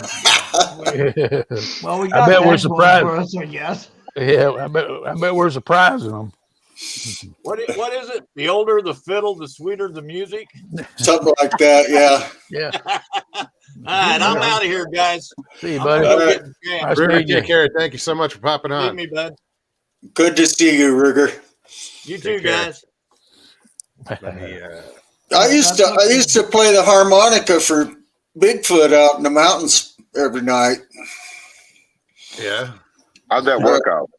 I was just going to say the same thing. How'd that work out for you? It worked fine. I could play the harmonica good. Oh, okay. I could play it. I could play it Did real. Bigfoot like it? Pardon? Did Bigfoot like it? Yes. When you were As far done as I playing, could tell. when you were done playing, was there a whole bunch of them out there holding up lighters in the woods for an encore? No, there was. Well, actually, they were just They holding were- like fireflies up. They were screaming at me. Either they were saying about time you shut the hell up, or do it again. I don't know which one it was, but because their screams are like a banshee up there. But yeah, my dad was a band teacher. He played for Lawrence Welk and Tony Bennett, and Wow. he was the saxophone player. And Wow. yeah, I used to go stand outside the door of the Elks Club or wherever he was so I could hear that because he was really good. Well, that was Les Stroud's calling card. He'd pull out his harmonica by the fire at night and play it. I know, that just amazed. It amazed me when I saw that he was doing that. I'm going, yeah, Les, that works. No wonder he got one near him there by Seward. I didn't know that. WTF Mike, what's up? He says, no way am I coming up there. I'm not. He goes, can't be the ugliest. Oh, you'd win. You would win. I think I win that. I think I win being the ugliest. I think I win being the ugliest. So I don't know, Ben. We're trying. It's not about being ugly. It's about confidence. Right. Come on, Mr. If you act like you look like a fucking movie star. Pop on here and put us all in our place. Yeah, it's like a damn sausage fest. all the women are like, God, they're a bunch of ugly sons of bitches, but they know their music. Yes. Yeah. They know their music. Speak for yourself, Jeff. WTF Mike says I can play a pretty mean spaghetti pot. Ask my mom. Yeah, I can play the saxophone. I can play the drums. But I didn't go professional because I got mad at my dad and became a hippie in the middle of nowhere. Well, that's why most people do go professional. They get pissed off at the parents, their leave the parents. house, and I'll show you sons of bitches. You'll be paying to see me someday. Yeah, it was near run. I was going to do it, but I just went in the mountains instead. I got mad at the whole world. Yeah, bro, that happens. You still mad? So, I get mad still at mad? work for a while, but it Yeah, didn't work it's still out. mad? No, I had to get over that, or I'd drink myself to death. Yeah, that happens too. Yeah. Going to the mountains is the best form of therapy there is. It's a lot easier than burying people in the backyard, you know. You just got to find that stress reliever. That's why I have a hat somewhere that says kayak therapy or paddle therapy on it, just because you just get in a kayak and paddle. There ain't just you in the water and the view, you know. I mean, if you're stressed out while you're out there doing stuff like that, then it's not the world and the weight that's on you. It's you and how you're dealing with it. Right. I call bullshit, Jeff, because the only hat you have is a cow on it, and I can't see a cow paddling a canoe. Yeah. I every now and then I'll wear a hat that has a red bear on it, but I haven't worn that for a while. Yeah. Just checking out chat. Hey, Jen, good to see you. Let me scroll up so I don't miss anybody who pops into chat. Chat while you're on here. Speaking It's of all music, the usual suspects. I don't mean that in a bad way. Everybody's on having fun, chatting to each other, as far as I can tell. We do. But the PlayStation's about 2 minutes behind. Yeah, 2 minutes. That's a hell of a lag. The actual live chat. Damn. Can you look at chat So- while you're on here? Just Hey, died. Jody. yes, look Upper on the right. right side of your screen. It says Yeah. comments at the top. Click on comments, and you will see the chat come up. When you first pop on, Comments. I when don't you have first that. pop Every on time. StreamYard, What are you it's on, your phone? default, It's default Yeah, on man. private chat. You're on a phone? You got to switch Yeah. it to comments. Never Every time mind. I touch anything, it He's deletes like, me I ain't from. touching shit. Yeah, I'm not touching that. Just never mind. Yeah. Every time I touch it, bro, I try chat and stuff like that. That doesn't work. It just knocks me out. Knocks me out of the screen for sure. Is Jay okay? Do we need to do a welfare check on him? I don't know. There he is. All right. Oh, geez, 100%. Taking a nap. I had to go get me a beer. Fucking right. Yeah. Now I can't open. Happy with that later. I can't open it. What kind is it? It looks like a Miller High Life. Oh, I love That's Miller what it High looked like. Life.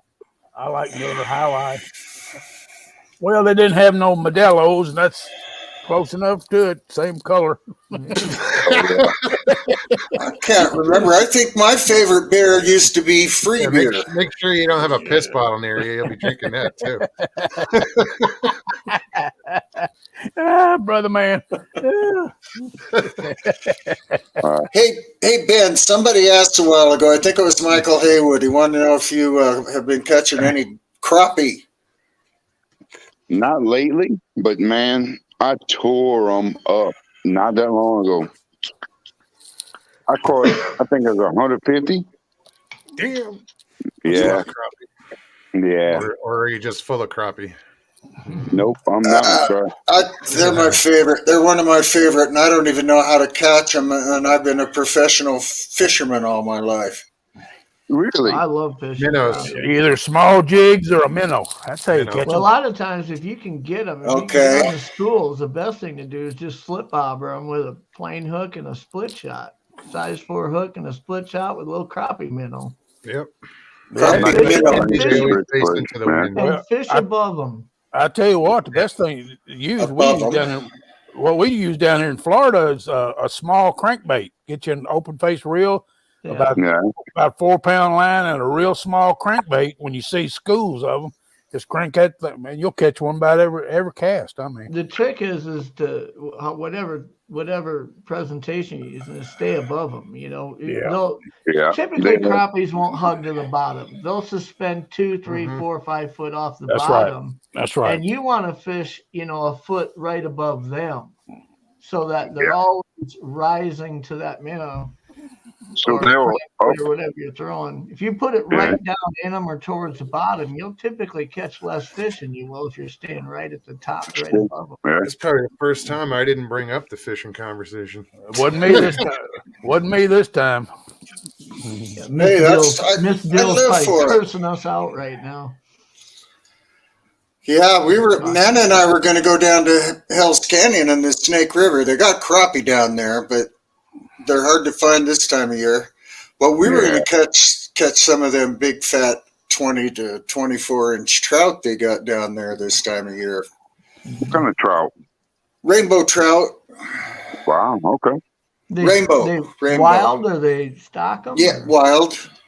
That's nice. Wild and stocked, but I don't know. They don't clip the fin on Snake River fish. So I love catching wild rainbows because I love eating rainbow trout. I love frying up, just because you don't have to do nothing to them. You can put a trout in a little peanut oil in a cast iron pan and fry it up, and it's awesome. But those stock trout, they feed them fucking dog food until they're pound, and then they let them go, and they taste like mush, But the stock trout their meat is usually white, and a native trout is pink. Yeah. Really? Yeah. Just because the stock trout, like I say, they feed them a pellet food in the pools the swimming pool type tanks they raise them in, and they got a lot of nutrition for them so that they grow fast, but they don't get the omegas and the oil content in them like a salmon or other pink fleshed fish. And wild trout eating insects and stuff like that, they get. Yeah. So these have at least been in the water a couple of years and probably hatched in the snake. And they're pink, they're firm, they're delicious, they're wild as hell.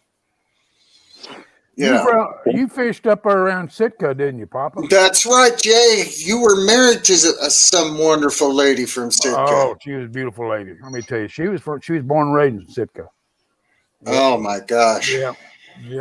And I love that town. Did you get to spend time in that town? I went there one time to meet her parents. Her father was quite a bit older than she. She was kind of the accident, oops. She was an oops baby, And I went up there before he passed away just to make sure I got to see him before he passed, And good people. I loved it up there. I wouldn't want to live there. Don't get me wrong. Too cold for me. But did she own a boat, Jay? Well, their family did, because that's what they did for a living. Well, I was going to say, you married her, so she must have owned a pretty nice boat, right?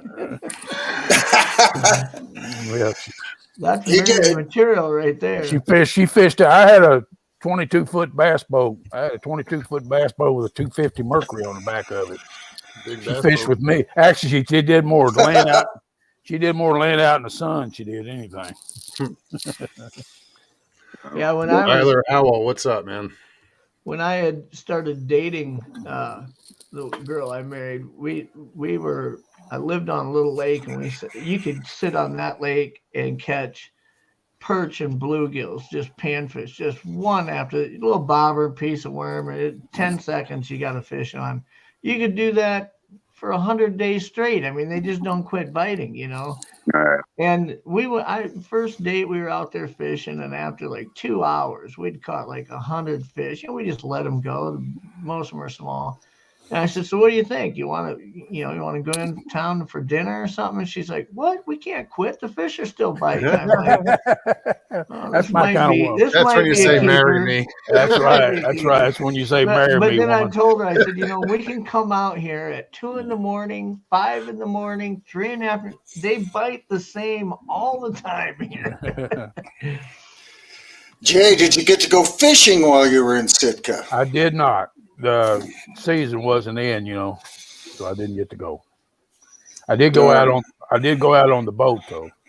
On their boat, we went out and saw some whales, stuff like that. It was interesting. I don't know. Oh yeah.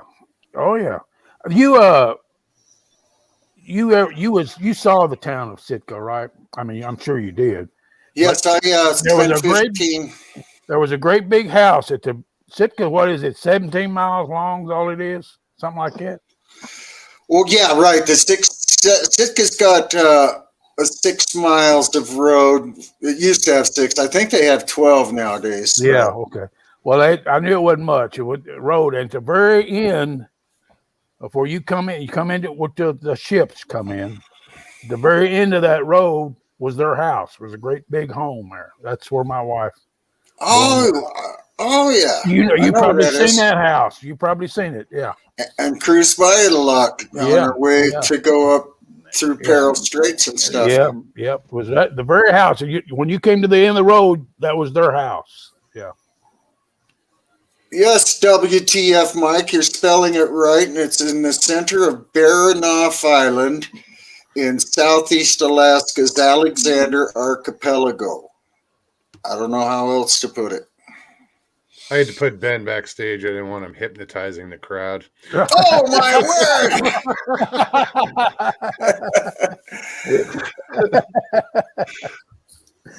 word! You never know what's going to happen this bunch. So, Derek, yeah, she must have been a wonderful person to grow up in that environment like that, and those good people. Yeah. Well, she moved to Missouri, went to Columbia, Missouri, went to nursing school there, and that's where I met her at. I mean, she'd already been married once, like I had, but we'd both been single for a long time and met at a motorcycle rally. I'll be darned. Yeah, met at a motor. She was a nurse at the nursing station where they, in case somebody like had a wreck or got sick. One of my buddies burned his leg real bad on a set of pipes. I took him up to the nursing station. God damn, as soon as I laid eyes on her, I said, I gotta have that woman. and I got her somehow. Happy with that? Yeah. She was a beautiful woman. I have to say, Jay, I never took you for a Sons of Anarchy type guy. Oh yeah, buddy. I used to have hair down to my ass. I had hair longer than Mog's one time. Yeah, my hair is not long anymore. Yeah. That was years ago, boys. Longer than mine. That was another lifetime. Another lifetime, yeah. We got the spinoff from Sons of Anarchy getting ready to start. The Mayans is a new series that's gonna. No, that's pretty good series too. No, the Mayans is good. Mayans is a good show. The last time I seen they were, I think season 3, and they were cut off their compound, and the other gangs were throwing the petrol bombs over. All right, I thought this isn't going to end well. The new season starts, I think it's April 7th or 5th or something. The first week of April, I think. As your fella on it that played Commander Adama from Battlestar Galactica, he's a brilliant actor. Oh, yeah. He was in, what do you call it now? Bing bong. Let's see, Spaced Out Radio's on, evidently, in a half hour. Is that what the notification was? What's on? Watch my, you know what? I was going to say watch my numbers drop, but. What's on? Spaced Out Radio? I'm not worried about that show. I think in a half hour, but. Yeah, I watch it a lot. Yeah, that Dave's really funny. I like him. He's good. I like it when Gemma Jade comes on. WTF Mike says that Yellowstone is just Sons of Anarchy put the horses. Yeah, it really is, isn't it? Yeah, that's true. That is true. I haven't seen it. Dude, Yellowstone is so good. God damn. That's great. I gotta keep watching. I will. If I was to compare the two, Sons of Anarchy, the first episode, you are hooked. I will say Yellowstone. You know, it like 3-4 episodes in, you're kind of like, you know, is this gonna? You know, you had somebody getting killed out in the field with the whole cattle thing. You're trying to put it together. They got the politics going in the background. And I was just like 3-4 episodes in, it was hard, and then all of a sudden it's like boom, it takes off and you're hooked on it. Yeah, you're right. You're right. Did you It was a slow start, if 1883? I'm going to be fair about it. Yeah, that's true. Did y'all watch 1883? With Tim McGraw now. Yeah. Faith Hill's in it too, right? A what? Okay, speaking of which, there is this show. What is it? Alaska Killer Bigfoot. Have you seen any of that, Jeff? I watched one episode. So did I. And I thought it was the lamest dang thing I ever saw in my life, right? But see, the film work is all the acting and stuff is being done by some native Alaskans from a small town, so they stuck at it. And it's Discovery Channel, so they're doing okay that. But what was really cool about that, I mean, they're oohing and on about every stick breaking in the woods, but they're giving us the native history of Portlock. And there's a whole lot of stuff. You know how we've always went, hey, I wish we knew what the natives had to say about that. Well, they're talking about a lot of it now, but not much. And I tell you, there's something really, really bad in that place. So what do they say about Portlock? Well, the natives say it's a demon, a forest demon is what they call that thing. Well, yeah, they don't call it Sasquatch. They call it Nantinak or something like that. Nantinak. They'll pronounce it a lot of ways. Anyway, it was interesting. After, like I said, Jeff, I watched the first one and went, oh bummer. But you can wade through their poor acting and stuff, and I look at them, I go, that is exactly how Native Alaskans act. I spent 6 summers in the village of Cake with the Tlingits. You know, I was their personal tender, buying their fish and stuff. Is that the same as Port Chatham in Alaska? Yes, exactly. Yeah. Yes. Okay. Yeah. That's really interesting to me. Very few people say that right, too. Port Chatham? Port Chatham, yeah. Well, I mean, it was a prosperous town at one point. Yes. Yeah, really. Did they? Was there a cannery there, or did they just process fish? There was a big cannery there, and they processed a lot of fish. And the cannery would mysteriously catch on fire. Did it twice. And at the same time, about 30 Native Americans, which are, that they never kept any records of them being born or dying, were just disappeared. And so, did Bigfoot do that? That's what the natives say for sure. That Nantinak, they went into the forest to go hunting or picking berries or something. Yeah. And then they disappeared. They never came back. They just poof. And so Bigfoot did that. And they left the town. This might be something different. It might be what's those things, Janasqua or Duke talks about a Janasqua a lot. Yeah, well, I know that. Or a face eater. What that thing? Gugwe. Yeah, same thing. Janasqua. Yeah. I think the Gugwe is the one you're thinking of. The Gugwe is like this supposed to be the vicious one. Yeah, that's what it is. Am I allowed to plug another program, Moggs? Sure. Another channel. I've been watching this guy's name. He's a tracker in the state of Washington. And this guy's good. I mean, his name's Will Ulmer. Oh, yeah. He goes by Grassman 58. If you want to see a professional tracker, you need to watch that guy's YouTube. That guy is 58. Grassman 58. This guy is a professional. He knows his stuff. All right. Yeah. Cool. And he had a counter, and he's been a tracker his whole life, but he had an encounter, and he's got into the Sasquatch the last 5 or 6 years, or maybe even longer than that. I don't know how long. And he has come across, and this guy found a print in a moss bed. Wow. I mean, in a moss bed. I guarantee you, nobody in the world would have seen it was a print except him.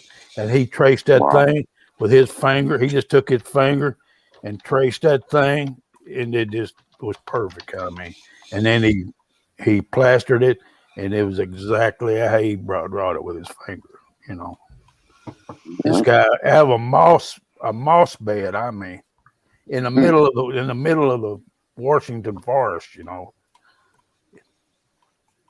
I'm sure everybody here believes in Bigfoot. What do y'all think about Dogman? I'm skeptical. I'm on the fence. Absolutely, I'm on the fence. Yeah, skeptical. I was just talking about that exact thing with somebody today. I said, my dad actually. I said, I can see the Bigfoot being, in existence, but the Dogman, I said that just kind of throws me off, Yeah. So I'm just my theory is the problem with the Dogman is, according to the. No, go ahead, Jeff. No, you tell me what's your thought on Dogman. Go ahead. Go ahead, to me, Jeff. Dogman.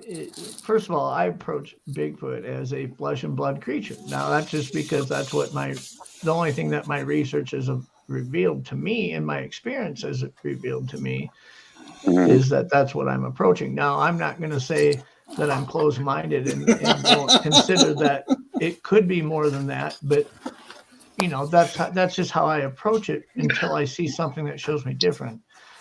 But when I look at Bigfoot and have to question, in research, I approach things like, and I think I've said this before, least likely to most plausible, right? When you're developing a theory on something, a lot of times you have 4 or 5, 6 different, explanations it could be, and you start using the process of elimination and get rid of the least likely. And then you're left with 2 or 3, and you're looking at, out of those, what's the most plausible? What does the evidence most support, and what does it makes the most sense, right? And let me ask you something, man. When I look at Bigfoot, I see something that could exist through evolution and have gotten lost somewhere, or there's a place for it that it could be. Yeah. From an origin aspect, from a flesh and blood approach. Dogman, when you look at the characteristics of what people claim it to be, these dog features, human features, things like that, I look at that and think from the breeding aspect, from the origin aspect, from a flesh and blood aspect, I don't think it's possible. But I will say this, if it is real, I don't believe it's a flesh and blood creature. I think there is some type of a negative spiritual aspect to its being. If it were to be real, I just don't see a place where it could have developed through what we understand of how different creatures can evolve. I feel the same way. Yeah. Okay. It's kind of how I put it with my dad. Exactly, Jeff. The problem with the Dogman is that genetically it's such a strange creature. It couldn't happen. Yeah, the thing about the Dogman with me is I would like to, and please, my American friends, don't feel insulted. I would like someone to overlay the sightings of Dogman and relate them back to the European, sightings of werewolves or whatever, and see if there's some sort of correlation. Because I think it's possibly a race memory. Yeah.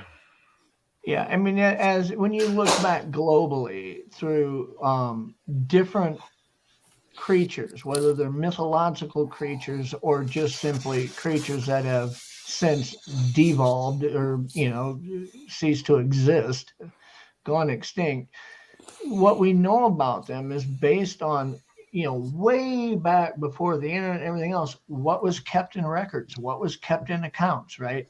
This is what I find really interesting about Native American culture. I'm just getting rolling on a documentary here that's about a specific place. And through my research, I've been dealing with 5 different tribes, the Oneida Sioux, all these tribes that were really from this area, right?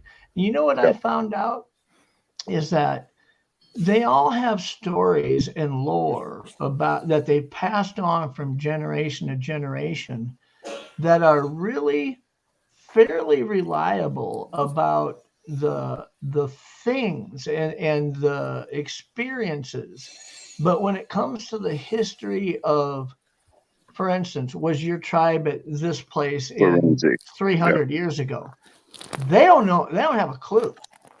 They don't. So most of these Native American cultures, what they understand about their tribe's history, they've learned from universities and colleges digging up areas and discovering, hey, the Oneida Sioux was here 320 years ago. Now, the Oneida Sioux, that's news to them. They didn't know. Because that type of stuff just wasn't transcribed and passed down well. But the stories that they tell about their culture are really, that's what's getting passed down in these tribes is. So when you hear stories about, well, there's this creature, there's that creature, these are things that were explained in detail generation after generation. They didn't say, hey, your great grandfather used to live up here and then in the winter they traveled here. They don't remember that stuff. They don't have it recorded very well. We're discovering every day more things about Native American culture as far as where they were, who warred with who. These 2 tribes were at war over resources, 400 years ago. And here's the evidence of it. And neither of those tribes today even knew that, right? But boy, these stories about their culture and the things that were passed on, those are the things that seem to be pretty consistent as far as. So Jeff, Hopper's in his own what do you make? What do you make of the lack of forensic evidence of Bigfoot? Look, if you could take any animal, I blame the government from the last 500 years, and right now say okay, we don't have any evidence that it exists, but there's sightings of it. Let's go out and try to prove it exists. Most of North America specifically is just not good for, preserving fossils. Okay. And then if you look at specimens that are found, they're usually because there was an event that happened that was a catastrophic event that preserved those. Like when we talk about the La Brea tar pits, when we talk about things that we find frozen in ice because there was just a catastrophic event during that year that captured that. Even something as simple as an insect being fossilized in amber. It had the land at the right. The thing is they're not fossilized. They're preserved. No, that's what I mean. They're preserved. But I'm guess what I'm talking about is if something dies today in the forest and its body's there, it's gone. It's not going to have wind blowing dirt over it or a mudslide come down and cover it, and then later it's exposed. It's just not happening. That's just not common. That's exactly what fossilization are rare.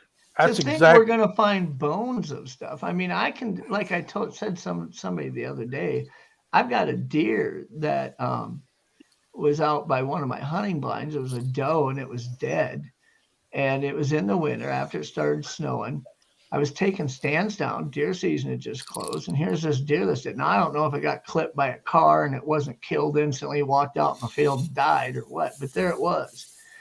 And every day I'd go back out there and look at it. And in 5 days, it was gone. The skull is gone. it gets eaten, it gets deteriorated. It's amazing how fast an entire fossilized body of something gets consumed. So the idea of going out and finding bones of something, you've got a pretty short window to find those between the time something dies and the time it's just disintegrated through consumption. I mean, even insects. Well, Jeff, I'll back you up on that. Because the time I lived up in the Moore Mountains, or the Sperrins, sorry, and we had rough passes. They were roads, they were metal roads, but whatever. And a lot of the farmers, they let their sheep just run wild. And somebody clipped the sheep off the road one day. And 3 days later, I came past, and there was nothing left. It was the bones and the fleece. Not another sausage left. Like, just gone. One of the normal scavengers. I got into a show the other day. I'm not going to mention what one it was, and they had this guy on there.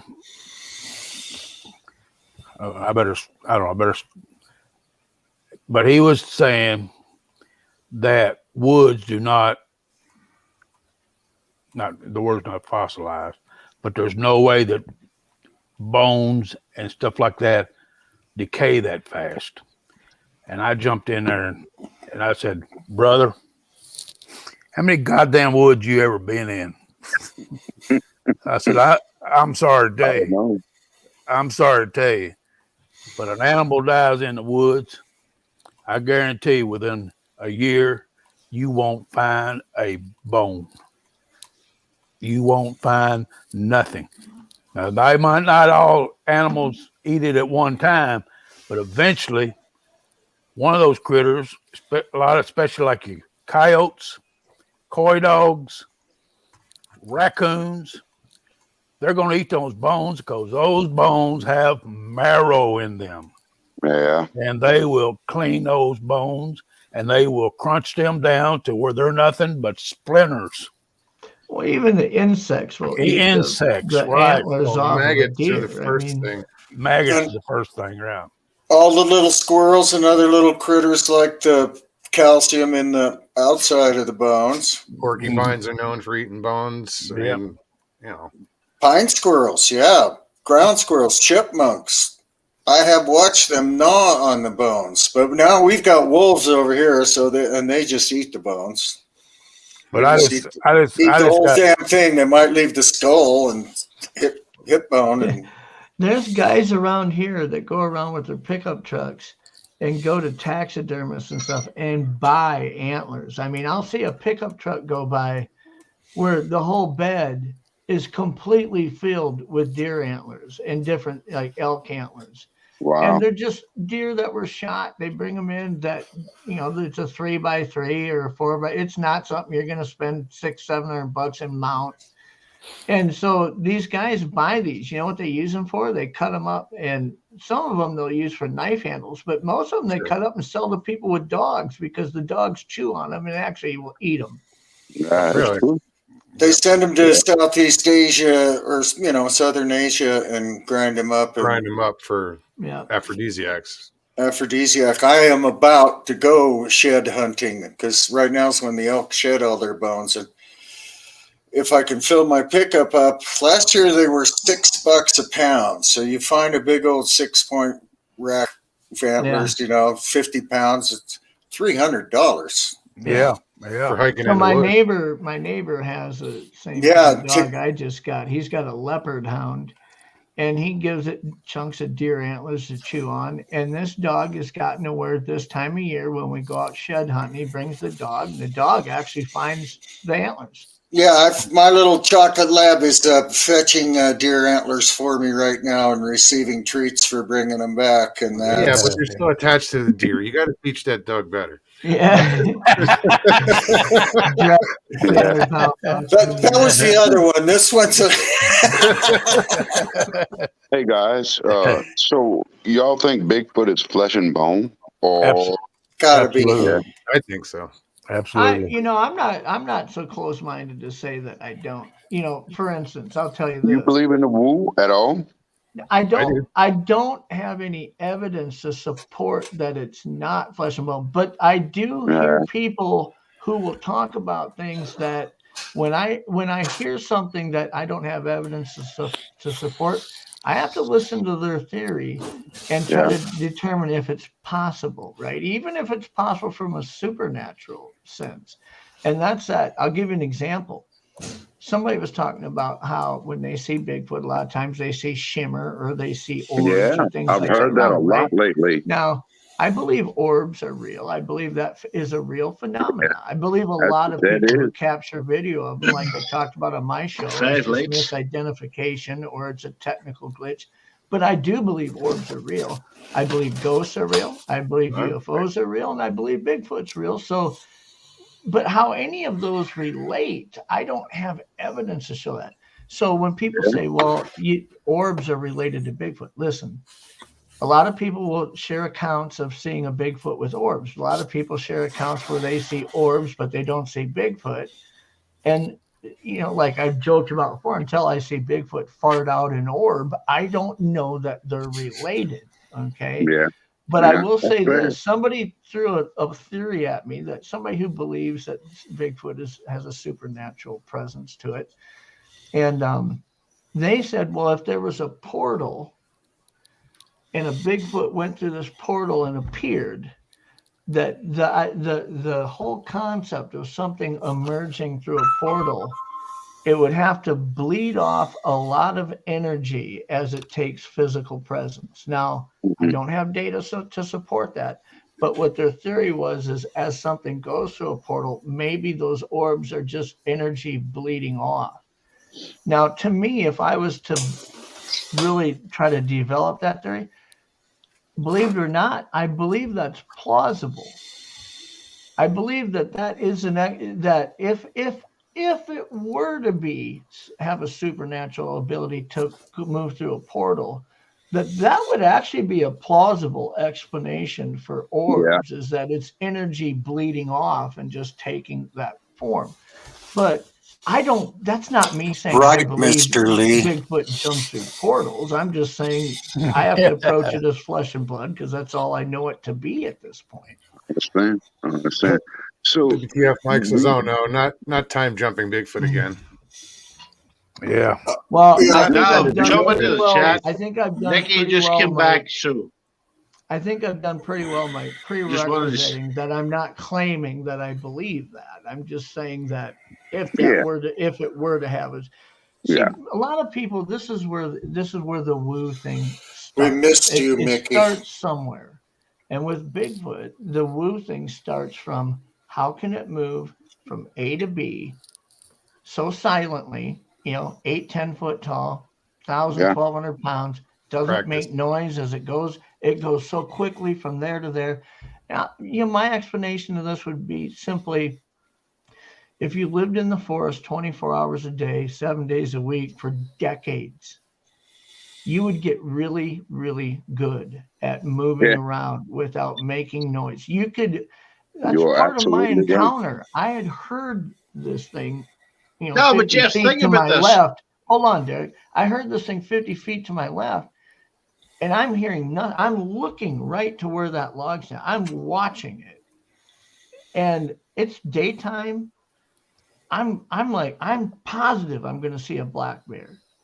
And all of a sudden, when I turn around, it's right there in front of me, 15 feet away. And I'm like, to this day, I try to relive that and think, I didn't hear anything. How did it get from A to B 50 feet through dense, dead floor cover without making noise, right? I mean, I lived my life in the outdoors. The son of a hunting guy. This blew me away. I've just come to the fact that if you live your whole life out there and your goal is to be elusive and not be seen and stay away, you're going to get really good at moving A to B without making any noise at all. You just get that good at it. That's like me, Jeff. When that thing run across in front of me, the only reason I saw it was because its concentration was on catching those pigs. It wasn't thinking about anything else at the time. And what I'm saying is that thing had been in those woods for who knows how long, and none of us had ever even thought or saw anything like that. Yeah. Well, it's like anything else, Jay. We can relate. We were just talking about Stevie Ray Vaughan. If we pull up a video of Stevie Ray Vaughan playing live, we would all be watching it going, how the fuck does that guy get that good? Ain't that the truth? That's because that's all he did. Yeah. He lived and breathed That's this. true. That is true. It's the same thing. It's the how same does it thing. move from A to B? How does it get so good at this? Because it has to, or it's going to be dead. It right. has to. That's all I did too. I got really good at being quiet. But you're right. I've noticed that. I have spent an incredibly huge amount of time bugling at elk and trying to call them in. An incredible amount of time in my life since 1968. Yeah. And I can't tell you how many times I have had elk sneak up behind me. Great big giant 6-point bull. Not a sound until they're blowing. I know it. People don't. Mike just said in chat. WTF? Mike said, what's a tiger weigh? 700 pounds. They're one of the most silent moving animals there are. That's right. Bull elk weighs 900 pounds or so. Oh my gosh, yeah. No, I sit in a tree stand when there's no wind and I'm waiting for the sun to come up. I'm out there early and I'm just sitting there listening, and you hear everything, and you'll hear a sparrow land in the tree next to you and just start moving around in the dead leaves, or you'll hear a squirrel on the ground like 100 yards away in the leaves, those dead leaves. Sure. It sounds like a fucking elephant coming down the trail. I mean, it's like, what's going on over there, And then you think, how can this thing move through the forest and not make sense? Because it got good at it. It had to. There's animals out there that they can be as loud as they want. They don't care. It doesn't mean they're going to die if they make noise. But like you say, when an elk, it's like you watch elk in the spring and during the summer, they're not very elusive. They move around like fuck it. But they can sound like a herd of buffalo. But during hunting season, all of a sudden, you've got elk moving around unless they're trying to attract a mate, with their calls, they're pretty damn elusive and quiet for being as big as they are. But yeah, I've spent a lot of time playing that game. Who could be quieter? And I heard my grandkids a while back on, you got to be careful with Papa. You can't hear him coming.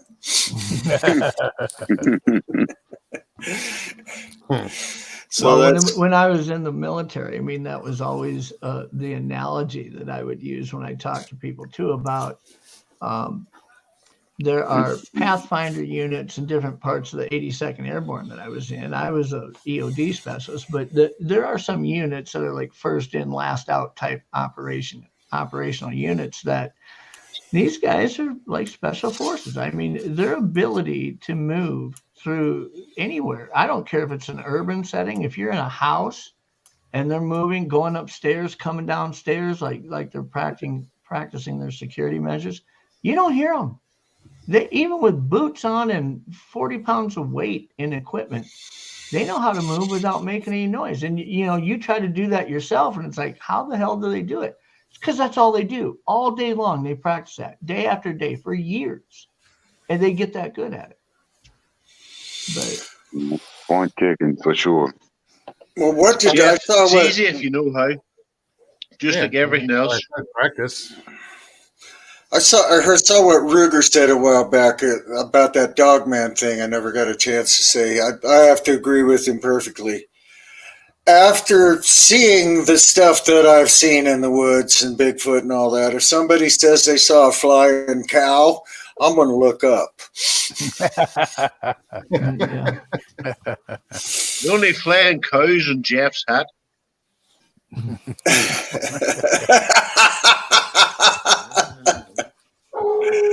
And on that bombshell.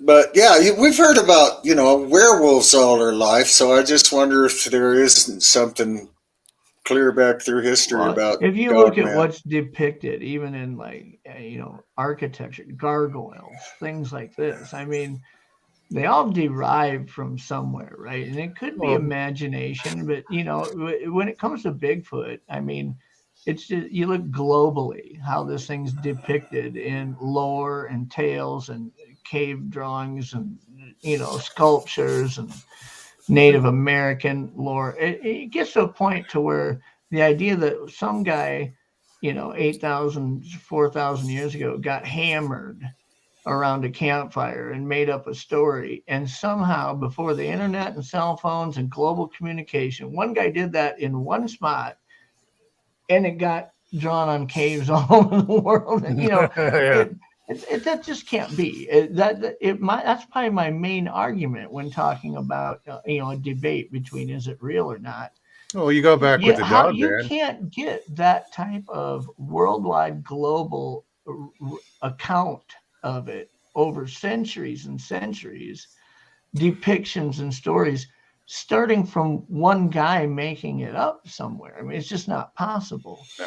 There's not a Bigfoot Bible that's existed for 2,000 years and was passed around. It's not like a religion. It literally had to have been in multiple places to have that kind of historical depiction of Absolutely. it. Yeah. Like with the dog, man. I mean, that could go back to Egypt, to Anubis. Mm-hmm. Yeah. The Catholics have a saint that's a dog-headed saint. I don't know if it's... You're right, St. Christopher. Yes.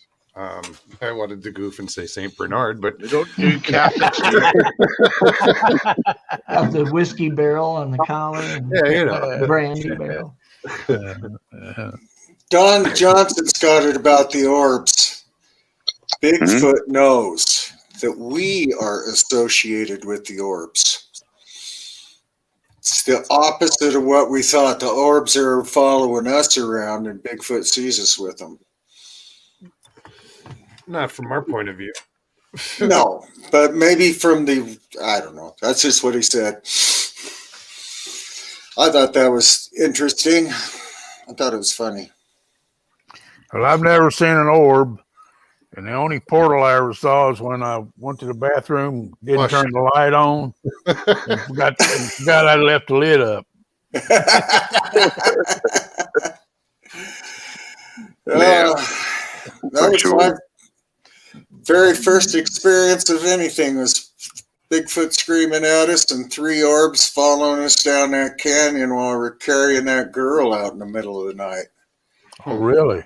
Really? That's crazy. It was crazy. And we were told to shut up about it, and we did. We're kids. Mr. Lee thinks Derek's a werewolf. Because of the unibrow? The omnibrow. Because my eyebrow's meet in the middle. Nah, they don't, mate. And if I thought they did, I'd go to the bathroom and get the fucking razor out.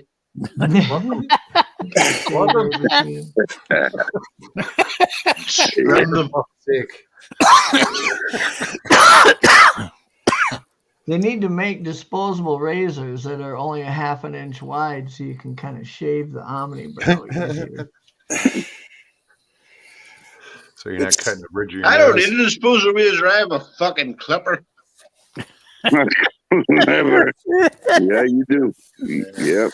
That's, I actually need to shave my head. I'm getting very shaggy. yeah, me too, bro. About an Me too. inch. No. All right. But it's Mr. Lee, Miss Jill lives in Canada, not Alaska. They're asking that because Mr. Lee, it's 8 p.m. beef in the crock pot. Where's Mr. Lee? Why is he not on here? He's chicken, he says. I'll give up my spot. I'll give up my spot in a heartbeat, Lee. Oh, I have room for more. I could put 3 more people up here. Oh, Mr. Lee is a Brit. Well, he I know what. He's a P. One of those. Wussy. Yeah. He's a wussy. That doesn't work, Jay. We've tried different tactics to lure Mr. Lee on. We've tried to tease him. We've tried to act like we don't want him on, thinking that he'll reverse psychology to bring him on.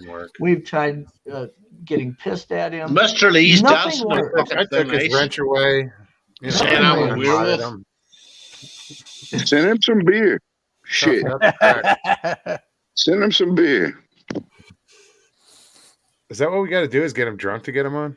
Yes, sir. I even put $100 bounty out there. Yep. We tried bribing No him. shit. Wow. He didn't bite. Well, I got to go to the doctor in the morning, so I'm gonna have to leave you guys. Papa, thank you so much for coming on. Is it colonoscopy time? Craig? Good to see you guys. I'm Is on a it phone. colonoscopy time? Colonoscopy time? Drop him and bend over. Oh, that's getting close again, Jeff. Don't bring that up. No. Worst part about that's the colon cleansing stuff, man. You get to shit yourself inside out. And that's where we jump the shark. They give you like a gallon jug of it and say, drink this the night before. And it's like, I don't drink a gallon of anything unless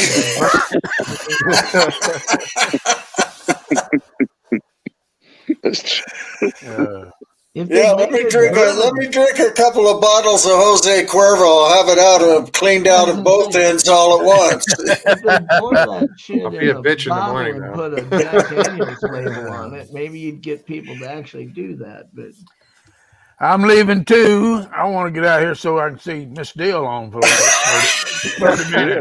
Okay. All right. I'll see you guys. Jay, thank you so much. Take care, Good to buddy. see you, Jay. Okay. Bye. Good night. All right. We'll see you guys too. Yeah, Jay. That's somebody that needs to start a show is Mrs. Dill. Miss Right. Dill. She needs to start a show. She's pretty darn funny. These guys in chat are just knocking it out of the park sometimes here tonight. Wow. I wish I could see chat right now. Yeah. When Richie's talking because he's. Oh wait. Bat Mom's here. Did you, Mr. Lee Crow says he Creek. sent a picture. Crow Creek Cryptids threw out a challenge about my fucking head. All right. And Jay I'll just- answer the challenge. Right. Come you on Thursday night and I'll shave my head live in front of you. I'll shave the whole lot off. The whole lot. The wee lot. The whole lot. There's not a lot there, but Yeah. if 80% somebody of it's throws out a already challenge, shed. I'll do it. All right, I gotta do something real quick. There we go. Mr. Lee's coming on? Yeah, imagine that. No, Jay was sitting backstage. I didn't, I don't think he knew exactly what to click. There's the Yeah, Bat Mom. help him Yeah, out. Bat Mom.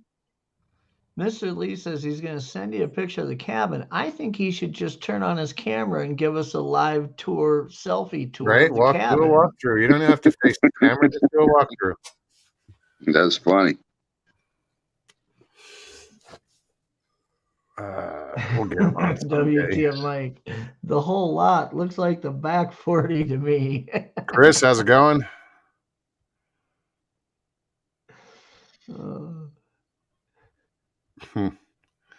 But yeah, what are we at? 212. Yeah. I think we've been babbling long enough. Yeah. Yeah. You guys Oh, have but an guys, thanks for awesome coming on. rest of your week. We will see you guys later. Yeah, I'll be here Thursday. So 2 days. But Derek, thank you so much for popping on tonight. Not a problem. I didn't do that. Jeff, You just thanks for jumped coming out on, to get dude. the, All right, get that's the too clippers. So Clippers. Thursday Get more night, hair if on you your want to hat. see me Even shave my better. head, jump back on.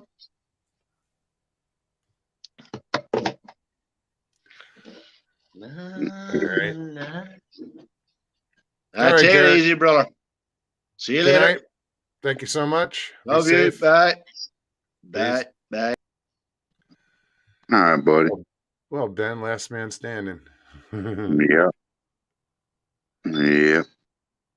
Ruger said, "What this show needs is a drunken Irishman." I just got rid of him. Shit, if I'd known.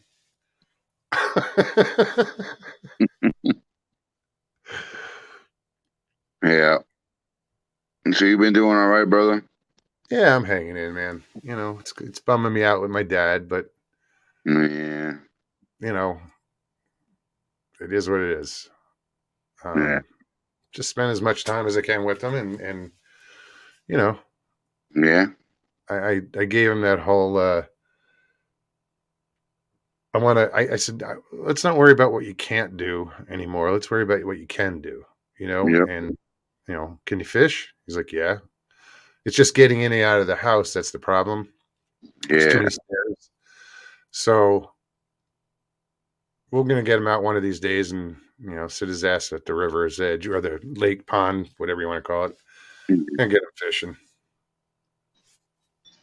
Yeah. Yeah, Shit, he's man. just sitting around. He's got to get out. Yeah. But That's true. it's rough That's on him. true. I'll probably stop over there tomorrow. Like I said, I spent some time with him today, and I'll go over there tomorrow. But anyway, Ben, it was good to see you. You too, brother. See you soon, man. Yeah. Thanks for having me on, bro. Oh, my pleasure. Thank you, man. All right. Talk to you soon. Love all the mosters. Right on. All right. Good night, Later. man. Good night. Well, I want to thank everybody for showing up tonight. Everybody that came on tonight. That was a good show. I enjoyed it. I hope everybody else did. Chat was awesome as usual. You guys rock. Jake, good to see you in chat from Blue Line Bigfoot. Pyromedic, what's happening? I know I missed a lot. I think Jen, I said hi too. And if I missed you in chat, I apologize. Get you next time. If you enjoyed the show, do me a favor and hit that like button below. If you're new, subscribe and share. Also, you know what, guys? Comment. I love getting comments. I try to answer them if they're, I see all the comments. I'll respond somehow. Be it just a like and a, or a love or whatever, or thumbs up. But yeah, I love reading you guys' comments. So I appreciate it. If you guys want to donate to the channel, feel free. PayPal link will be in the description below, as well as on my channel in the banner above, in the lower right-hand corner. But that's all up to you guys. All right, guys. Thank you so much. I will see you in 2 days. All right. Hope you had a good night. See you soon. Peace and God bless.